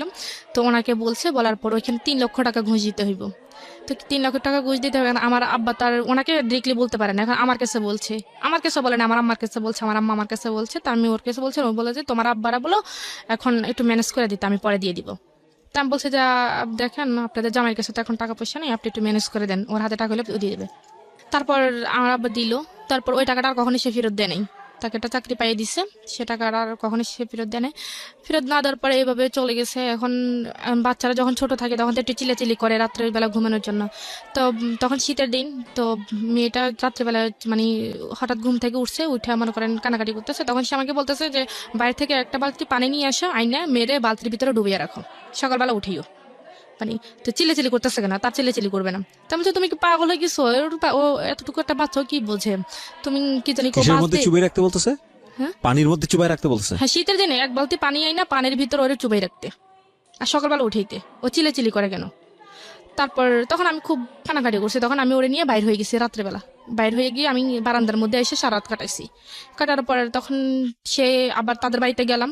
যাওয়ার পর মনে করেন তার বাবা মা, 4টা ভাই, অনেক বড় একটা সংসার। আমি কখনো ভাত রান্না করি নাই, তাদের বাড়িতে গিয়ে সম্পূর্ণ কাজ করতেছে। তারা গরু পালে, ধান করে, সবকিছু করছে। তার বাবা কখনোই মানে কাজের মানুষ রাখে না, সবগুলো বউদের দিয়ে করায়? বউদের দিয়ে করে। আমি প্রথম, সে বড় সবার। আচ্ছা, তো আমাকে সম্পূর্ণ কাজ করতে হয়, 3 বেলা রান্না করতে হয়, ভাত রান্না করতে হয়, 1 বেলা নাস্তা বানাইতে হয়, সবকিছু আমাকে করতে হয়, আমার মেয়েকে সামলাইতে হয়। সে পক্ষে মানে তাকে মানে এগুলো তো কিছুই করতেন না, এখন রীতিমতো সমুদ্রে গিয়ে পড়ছেন। হ্যাঁ, সমুদ্রে পড়ছি।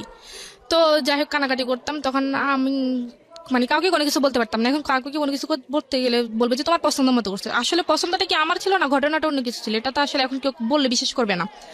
তো যাই হোক, কষ্ট মানে মানিয়ে নিতাম। তখন আমি তাকে বলছি যে আমি এখানে থাকতে পারবো না, এত কাজ আমার দ্বারা সম্ভব না, একটা মানুষ রাখুক। আমি তো বলছি যে আমি করবো না, একটা মানুষ রাখুক, তো আমার যেন একটু হেল্প হয়। তো বলছি ঠিক আছে, আমি তোমাকে আমার সাথে নিয়ে যাবো। তো আমি ওর সাথে আমার নিয়ে যাইবো। নিয়ে যাওয়ার পর ও তখন সিলেট, হবিগঞ্জ গেছে। তো আমার মেয়েকে আমি সাথে নিতে পারবো। তখন আবার মেয়ের বয়স 3 মাস। আমার মেয়েকে আমি সাথে নিতে পারবো না। তো আমার মেয়েকে আমি কার কাছে রেখে দেবো? বলে যে তোমার বোনের কাছে রেখে দাও। আমার বোন তখন ক্লাস 8-এ পড়ে। বলে যে তোমার বোনের কাছে রেখে দাও। আমি বলছি না, এতটুকু বাচ্চা আমার বুকে দুধ খায়, এখন ও কিভাবে থাকবে? বলে যে আমি তো কথা জানি না, তুমি যদি বাচ্চা নাও, আমি তোমার কি জানি নিতে পারবো না। এখানে তুমি কাজ করো, যাই করে মরো, বাঁচো, এখানে থাকতে হইব। তখন আমি আমার আম্মার সাথে কথা বলছি। আমার আমাকে তোর বোন যদি তোরা রাখতে পারে তোর মেরে, তো তুই দিয়ে যা। তখন আমার বোনের সাথে কথা বলছি। তো আমার বোন বলে, জাফু আমি এতটুকু বাচ্চা কিভাবে সামলাবো? ও আর মাকে খুঁজবে। পর আমাকে বোন তুই একটু কষ্ট করে রাখ, 2-1 দিন হইলে ও ঠিক হয়ে যাবো। তো ওকে কোলে নিত না, আদর করতো না? কিচ্ছু করতো না, কোলে নিত না। মানে মানে ওকে সহ্য করতে পারতো না, বললাম না, ও চিলে করলে এরকম কথা বলে, তার ওকে কোলেও নিত কি না। মানুষ! তারপর সে আমাকে, আমি তাকে রেখে গেছি, আমার বোনের কাছে রেখে গেছি, দুধ টুধ মানে যা লাগে কিনে টিনে দিয়ে গেছি, দেওয়ার পর আমি চলে গেছি। তখন মনে করেন এখন ও আমার বুকে দুধ খায়, এখন আমার অবস্থা তো খুবই খারাপ। এখন আমি সারা দিন রাত 24 ঘন্টা কাঁদতেছি আমার মেয়ের জন্য, যদি কানাকাটি করি বলে মানে খুব মারে মানে। দাঁড়ান, আমি একটু আপনার মেয়ের ব্যাপারটা একটু জানতে চাই। আপনার মেয়ে কি আপনার কাছ থেকে যথেষ্ট পরিমাণ ফিড পেতো, মানে পেতো না? না, আমার মেয়ে আমার কাছে ছিলই না। তাহলে ও খাবারটা পেতো কোত্থেকে? ওকে কি ওকে দিতেন? আলগা খাওয়াইতো তো। আলগা খাবারটা কোত্থেকে পেতো? কি এটা দিতেন? গরুর দুধ? গরুর দুধ, সুজি এরকম। তো গরুর দুধ সুজি তো ওই বয়সের জন্য উপযুক্ত না, এটা এখন এখন ভালো কি খাবার। করবো, এখন তো ওর বাবা সেটা কিনে দিত না?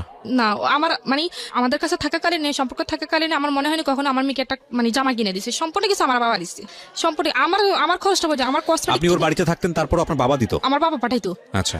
তারপর তখন আমার মেয়েকে আমি রেখে গেছি, রেখে যাওয়ার পর আমার বোন আমাকে রাত্রেবেলা রাত 3টার সময় ফোন দিয়ে বলে আপনার যে কাবিন নামায় কত যেন ছিল দেনমোহর? 9 লাখ টাকা। 9,01,00,000 টাকা। এই কাবিন নামাটা কি আপনার কাছে ছিল? না, আমি তো কাবিন আমার দেখিনি কখনো, ও আমাকে দেখাইনি। Okay fine, so this is মানে আরো কত কি বের হবে, এই জন্যই বলি জীবন নাটকের চেয়ে নাটকীয়। হ্যাঁ বলেন। তারপর আমার বোন আমাকে ফোন দিছে, ফোন দেওয়ার পর বলতেছে, আফু ও তো খুব কান্নাকাটি করতেছে, তোরে খুঁজতেছে। মানে ও তখন মানে কয় আমার মেয়ের কান্নাকাটি মানে শুনে আমার মা সহ্য করতে না পারে, আমার মা আমার নানুদের বাড়িতে চলে গেছে। যে একটা বাচ্চা মানুষ কানলে এমনিতে মানুষের খারাপ লাগে, আর ও তো একটা বাচ্চা, ওর মা নাই কাছে। তখন রাত 3টার সময় আমার বোনে কি করতো, আমার বোন দীর্ঘ 1.5 মাস কোনো ঘুম নাই। সারা দিনের বেলা যখন যেভাবে মানে পারতো কাটাইতো, রাত্রেবেলা তো ওর মানে এখন রাত্রেবেলা বাচ্চারা তো এমনিতে মাকে খোঁজে। রাত্রেবেলা কি করতো, উঠানের মধ্যে সারা উঠান হাঁটতো, হাঁটতে হাঁটতে তো ও কাঁদতে মনে করেন ঘুমাই যেত। ঘুমানোর পর মনে করেন অনেক সময় কি করে নিঃশ্বাস বন্ধ যেত, এরকম একটা অবস্থা। তারপর আমি ওকে এইভাবে বলার পর ও আমাকে মানে কখনোই ওকে কাছে যাইতে দেয়নি, বলে যে ও ঠিক হয়ে যাবে, বাচ্চা মানুষ এরকম 1-2 মাস থাকলে পরে ঠিক হয়ে যাবো। কারণ আমার বোন মানে আমার মেয়ের মানে প্রতিদান, মানে আমার মেয়ের ঋণ আমি কখনোই শোধ করতে পারবো না। আমার বোনের ঋণ, আমার বোন আমার মানে মেয়ের জন্য যতটুকু করছে। আপনার ছোট বোন? হ্যাঁ, আমার ছোট বোন। আপনার ছোট বোন কি আপনার শ্বশুর বাড়ি গিয়ে থাকতো? না, মানে আমাদের বাড়িতে রেখে গেছি। আচ্ছা। আমার বাবা মা তো আজ পর্যন্ত আমার শ্বশুর বাড়ি কি জিনিস দেখেনি। আচ্ছা ঠিক আছে, তো আপনার ছোট বোনই ওকে পালতো নিজের হ্যাঁ। মায়ের মতো আদর দিয়ে? হ্যাঁ, আদর কেন দিয়ে। রেখে গেলেন আপনার বাড়িতে এত লোকজন, আপনার শ্বশুর বাড়িতে? হ্যাঁ, এখানে গেলাম, এখনো কাজকর্ম, এখন আমি তো এত কাজ করতে পারতেছি না। তো আর শাশুড়ি বা অন্য কেউ দেখেন এই মেয়েটাকে? কেউ দেখে না, মানে সারাদিন ওনাদের বাড়িতে থাকার পর খাট থেকে 2-3 দিন পড়ে গেছে। মানে আমি সারাদিন কাজ করতাম, এখন কাজ করে তো কাজ শেষ করতে পারতাম না, এখন মেয়েকে সময় দেবো কিভাবে? তখন এটা ওকে দেওয়ার পর আমার আম্মারা বলছে, আমার আম্মা ওকে বুঝেছে, পর ও আমার সাথে আমার নিয়ে গেল। তখন মেয়েকে নিবে না ও, কারণ ও মেয়েকে নিলে ও রাত্রে ঘুমাইতে পারে না। তখন আমি মেয়েরা রেখে গেছি। রেখে যাওয়ার পর আমার মেয়েকে আমার বোনেরা পালছে টালছে প্রায় 6 মাস। আমার মেয়ের সাথে আমার কোনো রকম দেখা হয়নি। 6 মাস পর আমি আমার বাড়িতে আসছি, আসার পরে মনে করেন মেয়েটি আমার কাছে রাখছি। তখন এই 6 মাসে তো মেয়েটা একটু শিখে, এখন মেয়ে আমাকে চেনে না। যখন আমি খুব বাড়িতে স্বাভাবিক। আসছি তখন আমি আমাকে চেনে না। তো এই সময়টাতে এত মানে খুব খুব ট্রেমেন্ডাসলি ওদের মধ্যে চেঞ্জটা হয়, বিকজ আমি তো রিসেন্টলি বাবা হয়েছি, সো আমি নিজেও আমারও একটা মেয়ে আছে, আমার মাত্র 3 থেকে 3.5 মাস বয়স। 1-2 দিন আমার মেয়ের সাথে আমার কমিউনিকেশনটা খুব মানে গ্যাপ হয়ে যায়, কারণ আমি খুব ভোর 5টায় বের হই বাসাতে। মানে আমি খুব নস্টালজিক। আপনি যখন কথাগুলো বলতেছিলেন না, আপনার হাজব্যান্ডের চেহারা আমার সামনে ভাসতেছিল, আমার মনে হচ্ছিল আমি যদি কাছে পাই আমি ওকে পেটাবো, বিকজ আমার ভেতরের ফিলটা আমি বুঝতে পারতেছি। আমি সরি টু সে যদি আপনার কথাগুলো সত্যি হয়ে থাকে, he is really not good man. আমি আপনাকে বলতেছি, রেডিওতে লাখ লাখ মানুষ শুনতেছে, আপনার মানুষ হওয়ার যোগ্যতা নাই। মানে আপনি আপনার স্ত্রীর প্রতি যেটা করেছেন সেটা তো একটা ভয়াবহতম অন্যায় যদি সত্যি হয়ে থাকে, কজ আমরা দুইজনকে সামনাসামনি বসাইনি। আর আপনার স্ত্রী যেটা বলছে আপনার সন্তানকে নিয়ে, মানে এটা সহ্য করার মতো না। যেটা বলছিলাম যে আসলে আমি ভোর 5টার সময় বেরোই, অ্যান্ড ফিরি হচ্ছে রাত 8টা-9টার সময়। তো এই সময় আমার দেখা যায় আমার মেয়ের সঙ্গে আমার ভিডিও কলে কথা হচ্ছে, বা কথা আমার লাইফের স্টাইলটাই এরকম। ইন্টারেস্টিং ফ্যাক্ট হচ্ছে যে সারাদিন পরে বাসায় গেলেও আমাদেরকে তাকায় থেকে চেনে না ঠিক মতো, এবং এই সময়টাতে খুব র্যাপিডলি এই ব্রেনের এই বিষয়গুলো খুব মুভ করে। এবং 6 মাস পরে যদি আসল মা যদি বাচ্চার কাছে যায়, তো স্বাভাবিকভাবেই তাকে চিনবে না, এবং এটা মার জন্য খুব কষ্টকর, খুবই কষ্টকর। হ্যাঁ বলেন। তারপর তাও আমি আমাদের বাড়িতে গেছি, তখন মেয়েকে আমি আমার কোলে আনতে চাই, মেয়ে আমার কোলে আসলে খুব ছেলে কান্নাকাটি করে। আমার বোনের কোলে গেলে আবার খুবই মানে ভালো, একবারে হাসি খুশি। আমার কোলে আসতে চায় না সে, মানে আমার কোলে আসলে সে মানে খুবই কান্নাকাটি করে, মানে আমাকে দেখতেই পারে না। তখন আমি ওকে বলতেছি দেখো তোমার কারণেই তো আমার আজকে অবস্থা। আমার নিজের মেয়ে আমাকে চিনতেছে না, বলে যে চিনবে একটু কয়েকদিন থাকলে, তারপর চিনবে। তো আমি বলছি যে না। তারপর আমি দীর্ঘ 1 মাস ছিলাম, বাট মেয়ে আমাকে কোনোভাবে চিনে না, মানে আমাকে দেখলে মেয়ে চিল্লাচিল্লি করে, মানে এরকম একটা অবস্থা। তো তারপরে যাই হোক, কোনো রকম প্রায় এরকম 5-6 মাস আমাদের বাড়িতে ছিলাম, থাকার পরে আস্তে আস্তে মেয়ে আমাকে চিনলো। আপনার বোনকে কি মা ডাকতো নাকি? হ্যাঁ, আমাকে মা ডাকতো না, ও আমার বোনকে আম্মু করে ডাকতো। আম্মু ডাকতো না, মাম্মা ডাকতো। তো পরে এখন আমার বোন অবিবাহিত, এখন অপরিচিত একটা কেউ যদি আইসে এরকম অবস্থা দেখে যে আমার বোনকে মারা গেছে, এটা অবশ্যই খুব স্বাভাবিক। স্বাভাবিকভাবে অন্যরকম একটা প্রেডিক্ট করবে। হ্যাঁ, বলবে যে মেয়ের বিয়ে হয়ে গেছে বা মেয়ে বাচ্চা যাচ্ছে। তারপরে আমার বোন আবার একটা সমস্যা পড়ে গেছে কি, ওরে সারা কোথাও যাইতে পারতো না, আমার মাকে এত ইয়ে করতো না, ও কি মানে ওকে স্যার কোথাও যাইতো, ও যখন আমার বোন আবার মাদ্রাসায় পড়ে, মাদ্রাসায় যাইতে পারতো না, বুকরা গায়ে দিলে চিলেচিলি শুরু করতো, বুকরা ছাপটাই ধরে রাখতো, যাইতে দিত না। তো এরকম একটা অবস্থা। এখন আমি চলে গেছি বাড়িতে, চলে যাওয়ার পর আমি আমার কাছে রাখতাম, রাখতে রাখতে আমাকে একটু চিনছে, চেনার পরে সেই মনে করেন এখন কোরবান আসছে, কোরবান সামনে কোরবান, এখন যে মানে আমরা যেহেতু এখন শ্বশুর বাড়িতে চলে গেছি, এখন তো শ্বশুর বাড়িতে আমাদের গ্রামের নিয়ম হচ্ছে মনে করেন কোরবানে রমজানের সময় শ্বশুর বাড়ি সবাইকে জামা কাপড় দিতে হয়, তারপর সেমাই চিনি বা যেটা লাগিয়ে দিতে হয়, আবার কোরবানের সময় একটা যার সামর্থ্য যতটুকু একটা ছাগল দিতে হয় বা যার সামর্থ্য বেশি সে একটা গরু দিতে হয়, তার সাথে সব রকমের মশলা 5 কেজি মানে 5 কেজি তেল, মানে এরকম যাবতীয় সবকিছু দিতে হয়। তো এখন কোরবান আসতে আরো 15 দিন বাকি। তো আসলে আমার শ্বশুর বাড়ির লোক 15 দিন আরো অপেক্ষা করতে পারেনি যে আসলে ওরা দিবে কি দিবে না। তো আমার কি জানি কি আমার মেয়েকে আমাকে বলতে পারে না, দেখলে আমার মেয়েকে বলতেছে, আমার মেয়ের নাম হচ্ছে উম্মে হাবিবা। তো বলতেছে হাবিবা তোর নানুদের মনে আজকে এবছর টাকা পয়সা নাই, তো নানুরা মানে এবছর তো দাদুদেরকে কিছু দিতে পারবে না। এটা কি নিয়ম নাকি? হ্যাঁ, এটা আমাদের এদিকে নিয়ম, কালচার, মানে হচ্ছে নানুর বাড়ি থেকে দাদুর বাড়িতে আসতে হবে। হ্যাঁ কেন দাদুর বাড়ি থেকে নানুর বাড়িতে যেতে পারে না? না না। সব বোগাস নিয়ম। হ্যাঁ, পরে পরে যাই হোক, এখন আমি আমার আম্মাকে বলছি, তো আমার আম্মা বলতেছে ওনারা তো বুঝে একটু অপেক্ষাও করতে পারে না। তখন আমার আম্মা এই সমাজটাও না মানে কেমন জানি, মানে মেয়ে জন্ম দিয়ে রীতিমতো পাপ করে ফেলেছে, মানে প্রত্যেকটা অ্যাঙ্গেলে বৈষম্য, সবকিছু মেয়ের বাড়ি থেকে যেতে হবে। স্টুপিড। হ্যাঁ, তারপর আমার আম্মা তারপরের দিনই আমার কাকাকে দিয়ে, তখন আপু ছিল না, তখন আমার কাকাকে দিয়েই সবকিছু কেনাকাটা করে পাঠিয়ে দিছে। পাঠিয়ে দেওয়ার পর তো এখন কোরবানি ঈদে, এখন একটা বিয়ের অনুষ্ঠানে মানুষ এত মানুষ যায় না, কোরবানি ঈদে আমার শ্বশুর বাড়িতে দাওয়াত দিছে।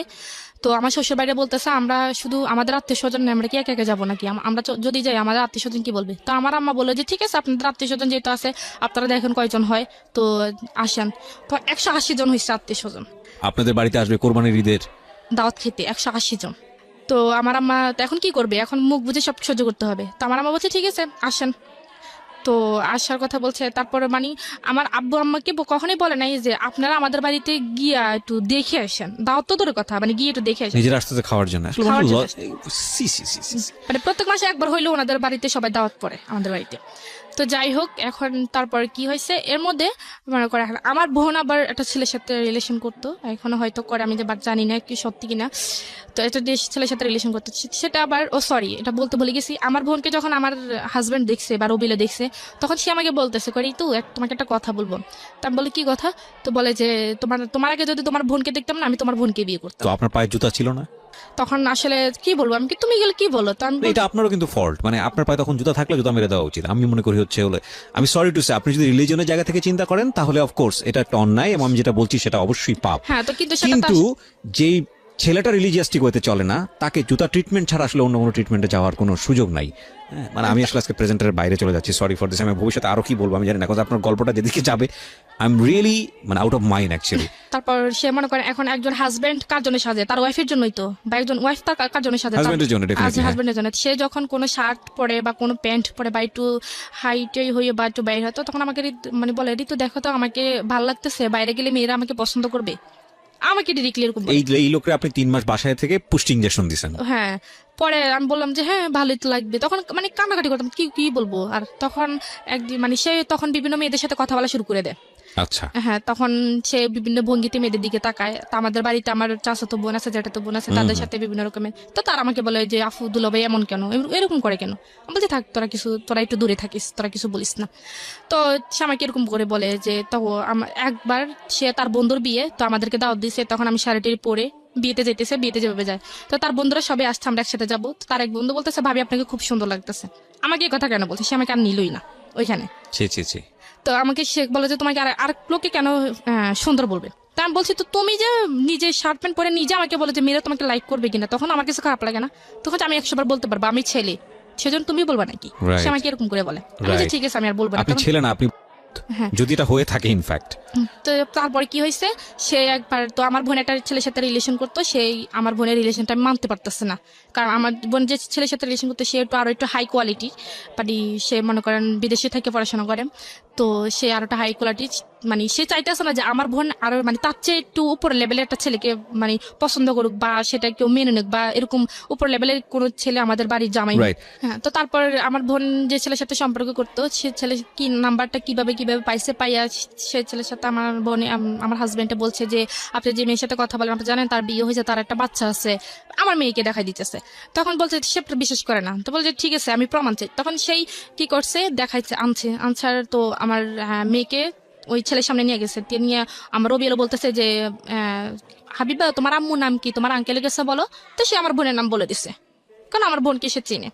আমার বোন নাম বলেছে যে আমার আম্মুর নাম এইটা, তো বলে দিছে। এখন সে তো বিশ্বাসই করবে, যে বলে যে এখন সেই মানে আমার বোনের হাজবেন্ড হচ্ছে সেই, আমি কেউ না। মানে ওই ছেলের সাথে সে এরকম ভাবে বলতেছে যে আমি তার হাজবেন্ড, আমি তার, সে আমাদের মেয়ে। Very nasty story. আমরা একটা বিরতি নেব প্রিয় শ্রোতা, ছোট্ট একটা বিরতি, মাত্র মিনিট দুয়েকের। আমরা রাত 1টার পরে এই গল্পটা আজকে কন্টিনিউ করছি, because this is a very very important story.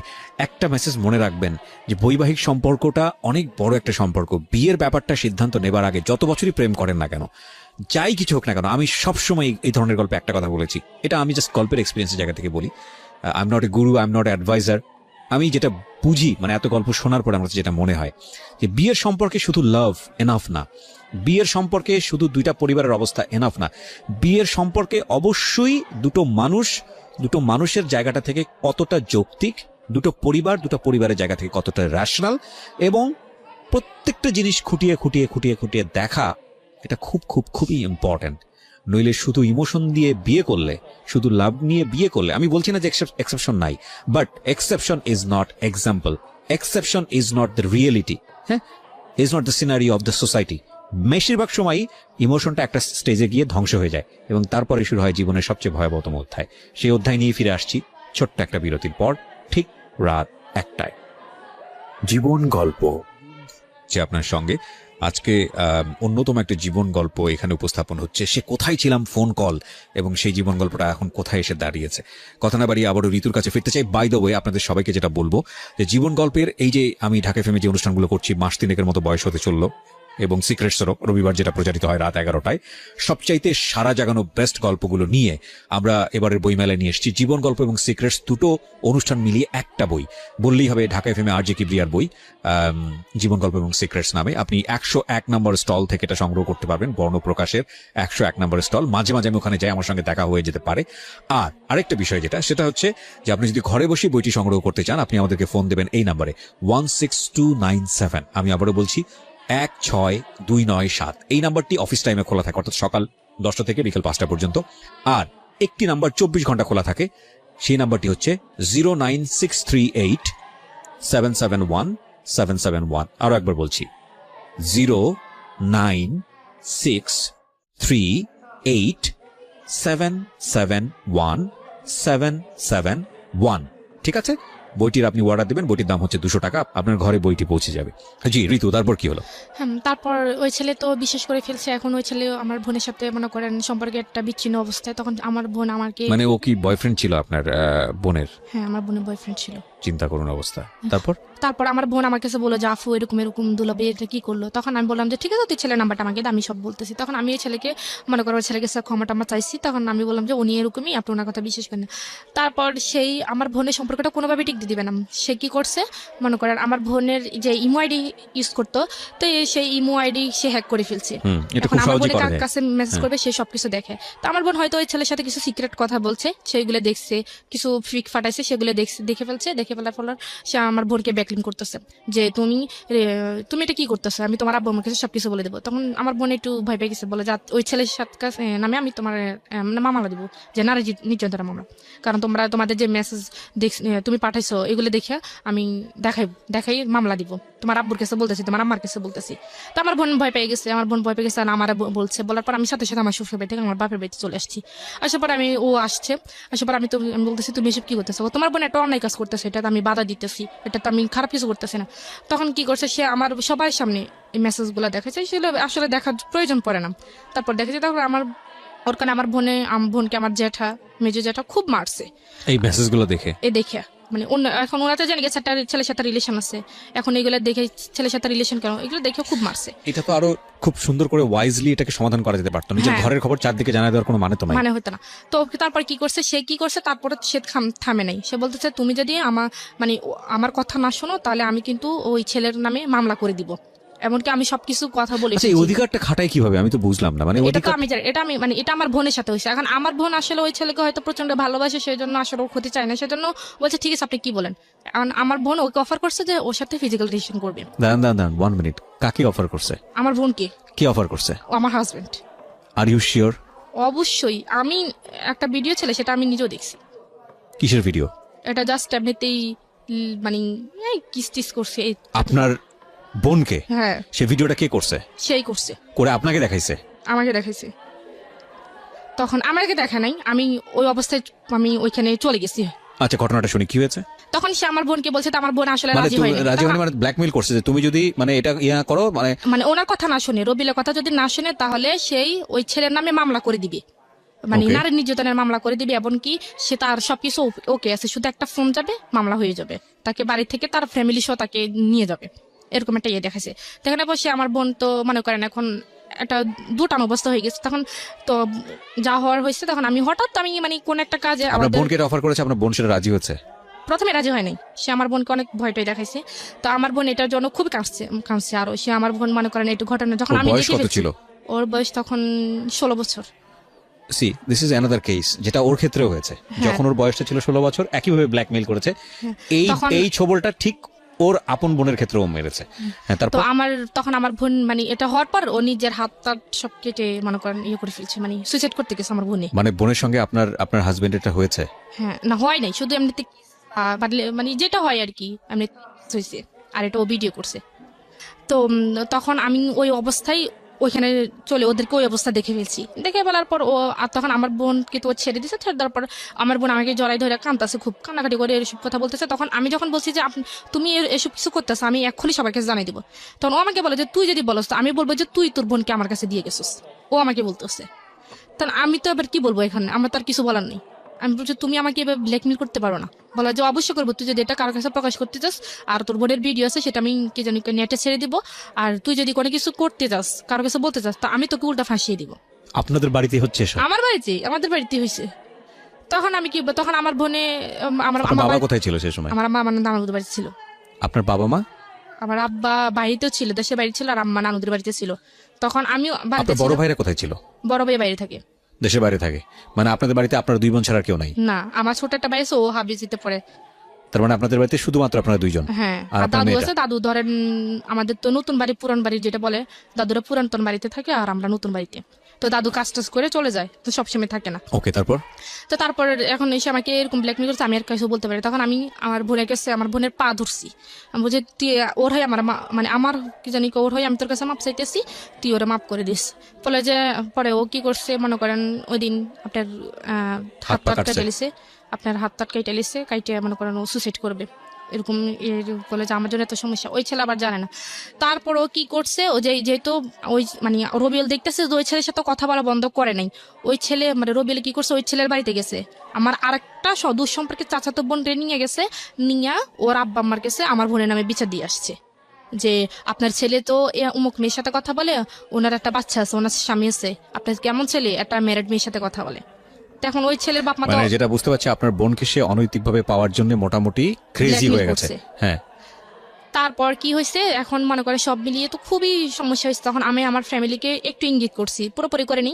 তো আমার আব্বু বলতেছে তোমার এখানে থাকার দরকার নেই, ডিভোর্স হয়ে যাক, এখানে থাকার দরকার নেই। এরপরে মনে করেন ওই ছেলের সাথে অনেক সমস্যা করছে, তারপরে বলছে যে ডিভোর্স হয়ে যাক। তা আমি বলছি যে আমার আব্বা আমার মেয়েটা কি হবে, আমি হয়তো একটা ভালো ছেলে পাবো, ও একটা ভালো মেয়ে পাবে, আমার মেয়েটার কি হবে, আমার মেয়ে তো মা হারালে বাপ হারালো, বলে যে সমস্যা না, আমি মেয়ের ব্যবস্থা করতেছি। তো আমার বাবা কি করছে, ওরে ডিরেক্টলি বলছে যে আমার মেয়ে আসা সাইডে দাও, আমার মেয়েকে তুমি পাইবে না, তুমি একটা ডিভোর্স লেটার পাঠাতে। এখন ও যদি ডিভোর্স পাঠাতে যায় তাহলে সম্পূর্ণভাবে কিন্তু আমি সবকিছু পাও না, কারণ আমার যে কাবিননামা বা আমাদের যে সবকিছু নিয়ে গেছে এগুলো তো মানে আমি আইনগত ভাবে আমি পাই, তো সেজন্য ও আমাকে ডিভোর্স দিচ্ছে না।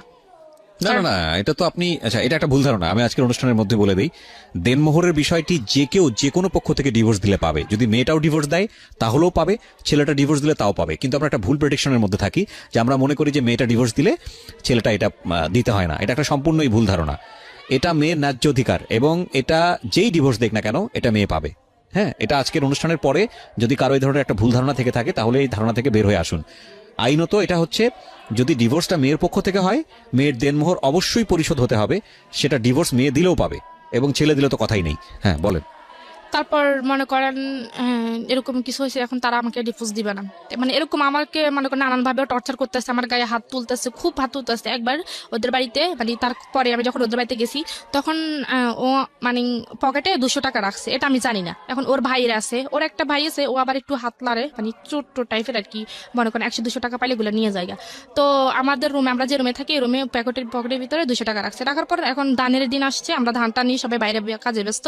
ও দুপুরবেলা আমার হঠাৎ খাইতে গেছে, আমাকে বলতেছে ওই চোরের ঘরে চোর, তুই আমার টাকা দি। মানে ডিরেক্টলি সবার সামনে। আমি তো মানে অবাক হয়েছি, কি আমার টাকা, কিসের চোর, কিসের টাকা? বলে যে আমি পকেটে 200 টাকা রাখছি, তুই আমার টাকা নিচ্ছিস না, তুই আমার টাকা দে।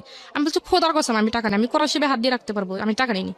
তো সে আমাকে খুব গালিগালাজ করছে। গালিগালাজ করার পর আমি মানে এভাবে বলছি যে, আমি বলছি আল্লাহ যে টাকাগুলো নিছে সে আল্লাহ তার বিচার করে। আজ যে যাই মানে যে তাকে মানে অবিচার অন্যায়ভাবে তাকে গালিগালাজ করছে, তাকে যেন আল্লাহ বিচার করে, আমি এভাবে বলছি। বলার পর আমি দরজাটা লাগিয়ে ফেলছি। সেই গোসল করতে গেছে, গোসল করে আইসা মনে 5 মিনিটও দাঁড়ায়নি। আমি বলছি যে তুমি একটু দাঁড়াও, আমি জামা কাপড় চেঞ্জ করতেছি, তুমি একটু দাঁড়াও, আমি জামা কাপড়টা চেঞ্জ করি। কারণ আমার পাশের রুমে আমার শ্বশুর, বাইরে দরজার সামনে আমার দেবর আছে। তাহলে আমি তাদের সামনে কিভাবে এই অবস্থায় দরজা খুলি? দরজাটা খোলার দেরি হয়েছে কেন, সেই দরজা মরজা ভাঙ্গে আমার শ্বশুর আমাকে খুব গালিগালাজ করছে। তখন তার হাতে একটা বাঁশের একটা কাঁচা ইয়ে ছিল, তো সেটা আইনা আমি ভাবছি, আমি জানতাম যে দরজাটা খুলে সে আমাকে মারবে, তো এভাবে যে মারবে আমি জানি না। তো আমি মানে তার ভয়ে আমি দরজার পাশে লুকিয়েছিলাম। সে ওইখান থেকে আমাকে আইনা কাঁচা ইয়ে দিয়ে মানে প্রায় 10-16-17টা বাড়ি দিয়ে দিচ্ছে। তখন সে তার মানে আমার শ্বশুরে মানে আয়সা একটু না ধরে তাকে বলতেছে, মানে এভাবে বলছে যে মার, ভালো মতো মার, এরকম কইরা বলছে। Nothing to say, this is a violence man, this is definitely violence, পুরা পারিবারিক ভায়োলেন্স। ওহ গড, কি স্ল্যাং! আমরা স্ল্যাংটা মিউট করতে বাধ্য হলাম, কারণ এটার গণমাধ্যমে স্ল্যাংটা যাওয়া উচিত হবে না। বাট যেটা হয়েছে, যেটা দ্বিপাক্ষিকভাবে, আমি জানি না কতটুকু সত্য মেয়েটা বলছে, যদি হয়ে থাকে এটা ভায়োলেন্স, এবং এটা পুরো পরিবারে ফেসে যেতে পারে এই ধরনের ঘটনা ঘটলে। খালি ওই মেয়েটা যদি, যার উপরে গায়ে হাত তুলেছে, ওই মেয়েটা যদি জাস্ট একটা সরকারি হাসপাতালে গিয়ে ওয়ান স্টপ সার্ভিস, যেটাকে বলে ওয়ান স্টপ সার্ভিস, থেকে জাস্ট একটা পেপার নিয়ে আসবে যে আমার গায়ে হাত তুলেছে, এটা হচ্ছে ডাক্তার লিখে দেবে যে হ্যাঁ এই হাত তোলার জখম থেকে হয়েছে, এটা নিয়ে থানায় যাবে, সঙ্গে সঙ্গে সে অ্যারেস্ট হয়ে যাবে, সঙ্গে সঙ্গে। বাংলাদেশের নারী নির্যাতন আইন এতটা কঠিন, এতটা প্রখর। কি করলেন আপনি তারপর? আমার যে জায়গায় বাড়িছে সে জায়গায় রক্ত কালো হয়ে জমাট বেঁধে গেছে। তো তারপর আমার আম্মুরে খবর দিচ্ছে, আমার আম্মা আসছে, আমার আম্মার মানে উল্টা আমার নামে সত্য মিথ্যে যা আছে আমার আম্মার কাছে বললে আমার মানে আম্মার আর আমার মাঝে একটা ভুল বুঝাবুঝি রাখছে। তখন আম্মা আমার কথা বিশ্বাস না করে ওদের কথা বিশ্বাস, তখন আমি এগুলো দেখাইছি। দেখানোর পর বলতেছে তোর দোষে তুই মার খেয়েছিস, এগুলো বলছে। তখন সে আমাকে কোনো ওষুধপত্র কোনো কিছু কিনে দেয় না। তখন আমি অনেকদিন ব্যথায় ভুগছি। ভোগার পরে আমি আমার আব্বুর কাছে বলছি, আব্বুর কাছে আমি ছবি তুলে পাঠাই দিছি, দেখেন আমাকে কি করছে, মানে এই গায়ের যে আঘাতের ছবিগুলো, মানে যে জমাট বেঁধে গেছে ওইটার ছবি তুলে পাঠাই দিছি। তো আমার আব্বু বলতেছে ঠিক আছে তুই এক্ষুনি চলে যা। তো আমি বলছি ওরা তো আমার যাইতে দিব না। তখন সে বলছে যে কি আমার শ্বশুর কাছে ফোন দিছে, আমার আব্বু বলতেছে যে আমাদের বাড়িতে একটা কাজ আছে, মেয়ের একটু পাঠান, 2 দিন থেকে চলে আসবে। তখন আমি আমার মেয়ের নিয়ে চলে গেছি। চলে যাওয়ার পর আমার আব্বু বলছে যে ওরে ফোন দিয়েছে, তো তুমি আমার মেয়ের সাথে আর কোনো সম্পর্ক রাখবে না, আমাকে আমি 1 মাসের মধ্যে আমি ডিভোর্স লেটার পাঠাইতেছি। তখন সে কি করছে, আমার আব্বার কাছে মাপটাপ চাইছে, চাইয়া সে আমাদের বাড়িতে গেছে বৃহস্পতিবার গেছে, শুক্রবারের দিন সে আমার মেয়েকে বলতেছে যে আমি মেয়ের ওরে নিয়ে একটু হাবিবের নিয়ে একটু দোকান থেকে ঘুরে আসি। তখন তো আমি আর জানতাম না তার মনে কিছু, চুরি করে নিয়ে চলে গেছে। তার থেকে আর দেয় চাইনি, তার থেকে প্রায় 2 মাস হয়ে গেছে। 2 মাস হয়ে যাওয়ার পর সে আর কোনো যোগাযোগ রাখে নাই তার সাথে। তাদের সম্পূর্ণ সিম তারা চেঞ্জ করে ফেলছে। কতদিন আগের ঘটনা? এটা আরো ধরেন 4 মাস আগের ঘটনা। আচ্ছা, তারপর সম্পূর্ণ সিম চেঞ্জ করে বলছে। তখন আমি খুব কানাকাটি করছি। তখন আমি নিজে তো যেতে পারবো না। তখন আমি আমার এক কাকারে পাঠাইছি। আমার কাকা ওইখানে গেছে, ওইখানে ওনাকে সবাই ধরছে, মারধর করবো, ওনারা এটা করবো। তখন আমার কাকা ভয়ে চলে আসছে যে ওইখানে ওনারা ভালো ব্যবহার করতেছে না আমার সাথে, আমি যেতে পারবো না।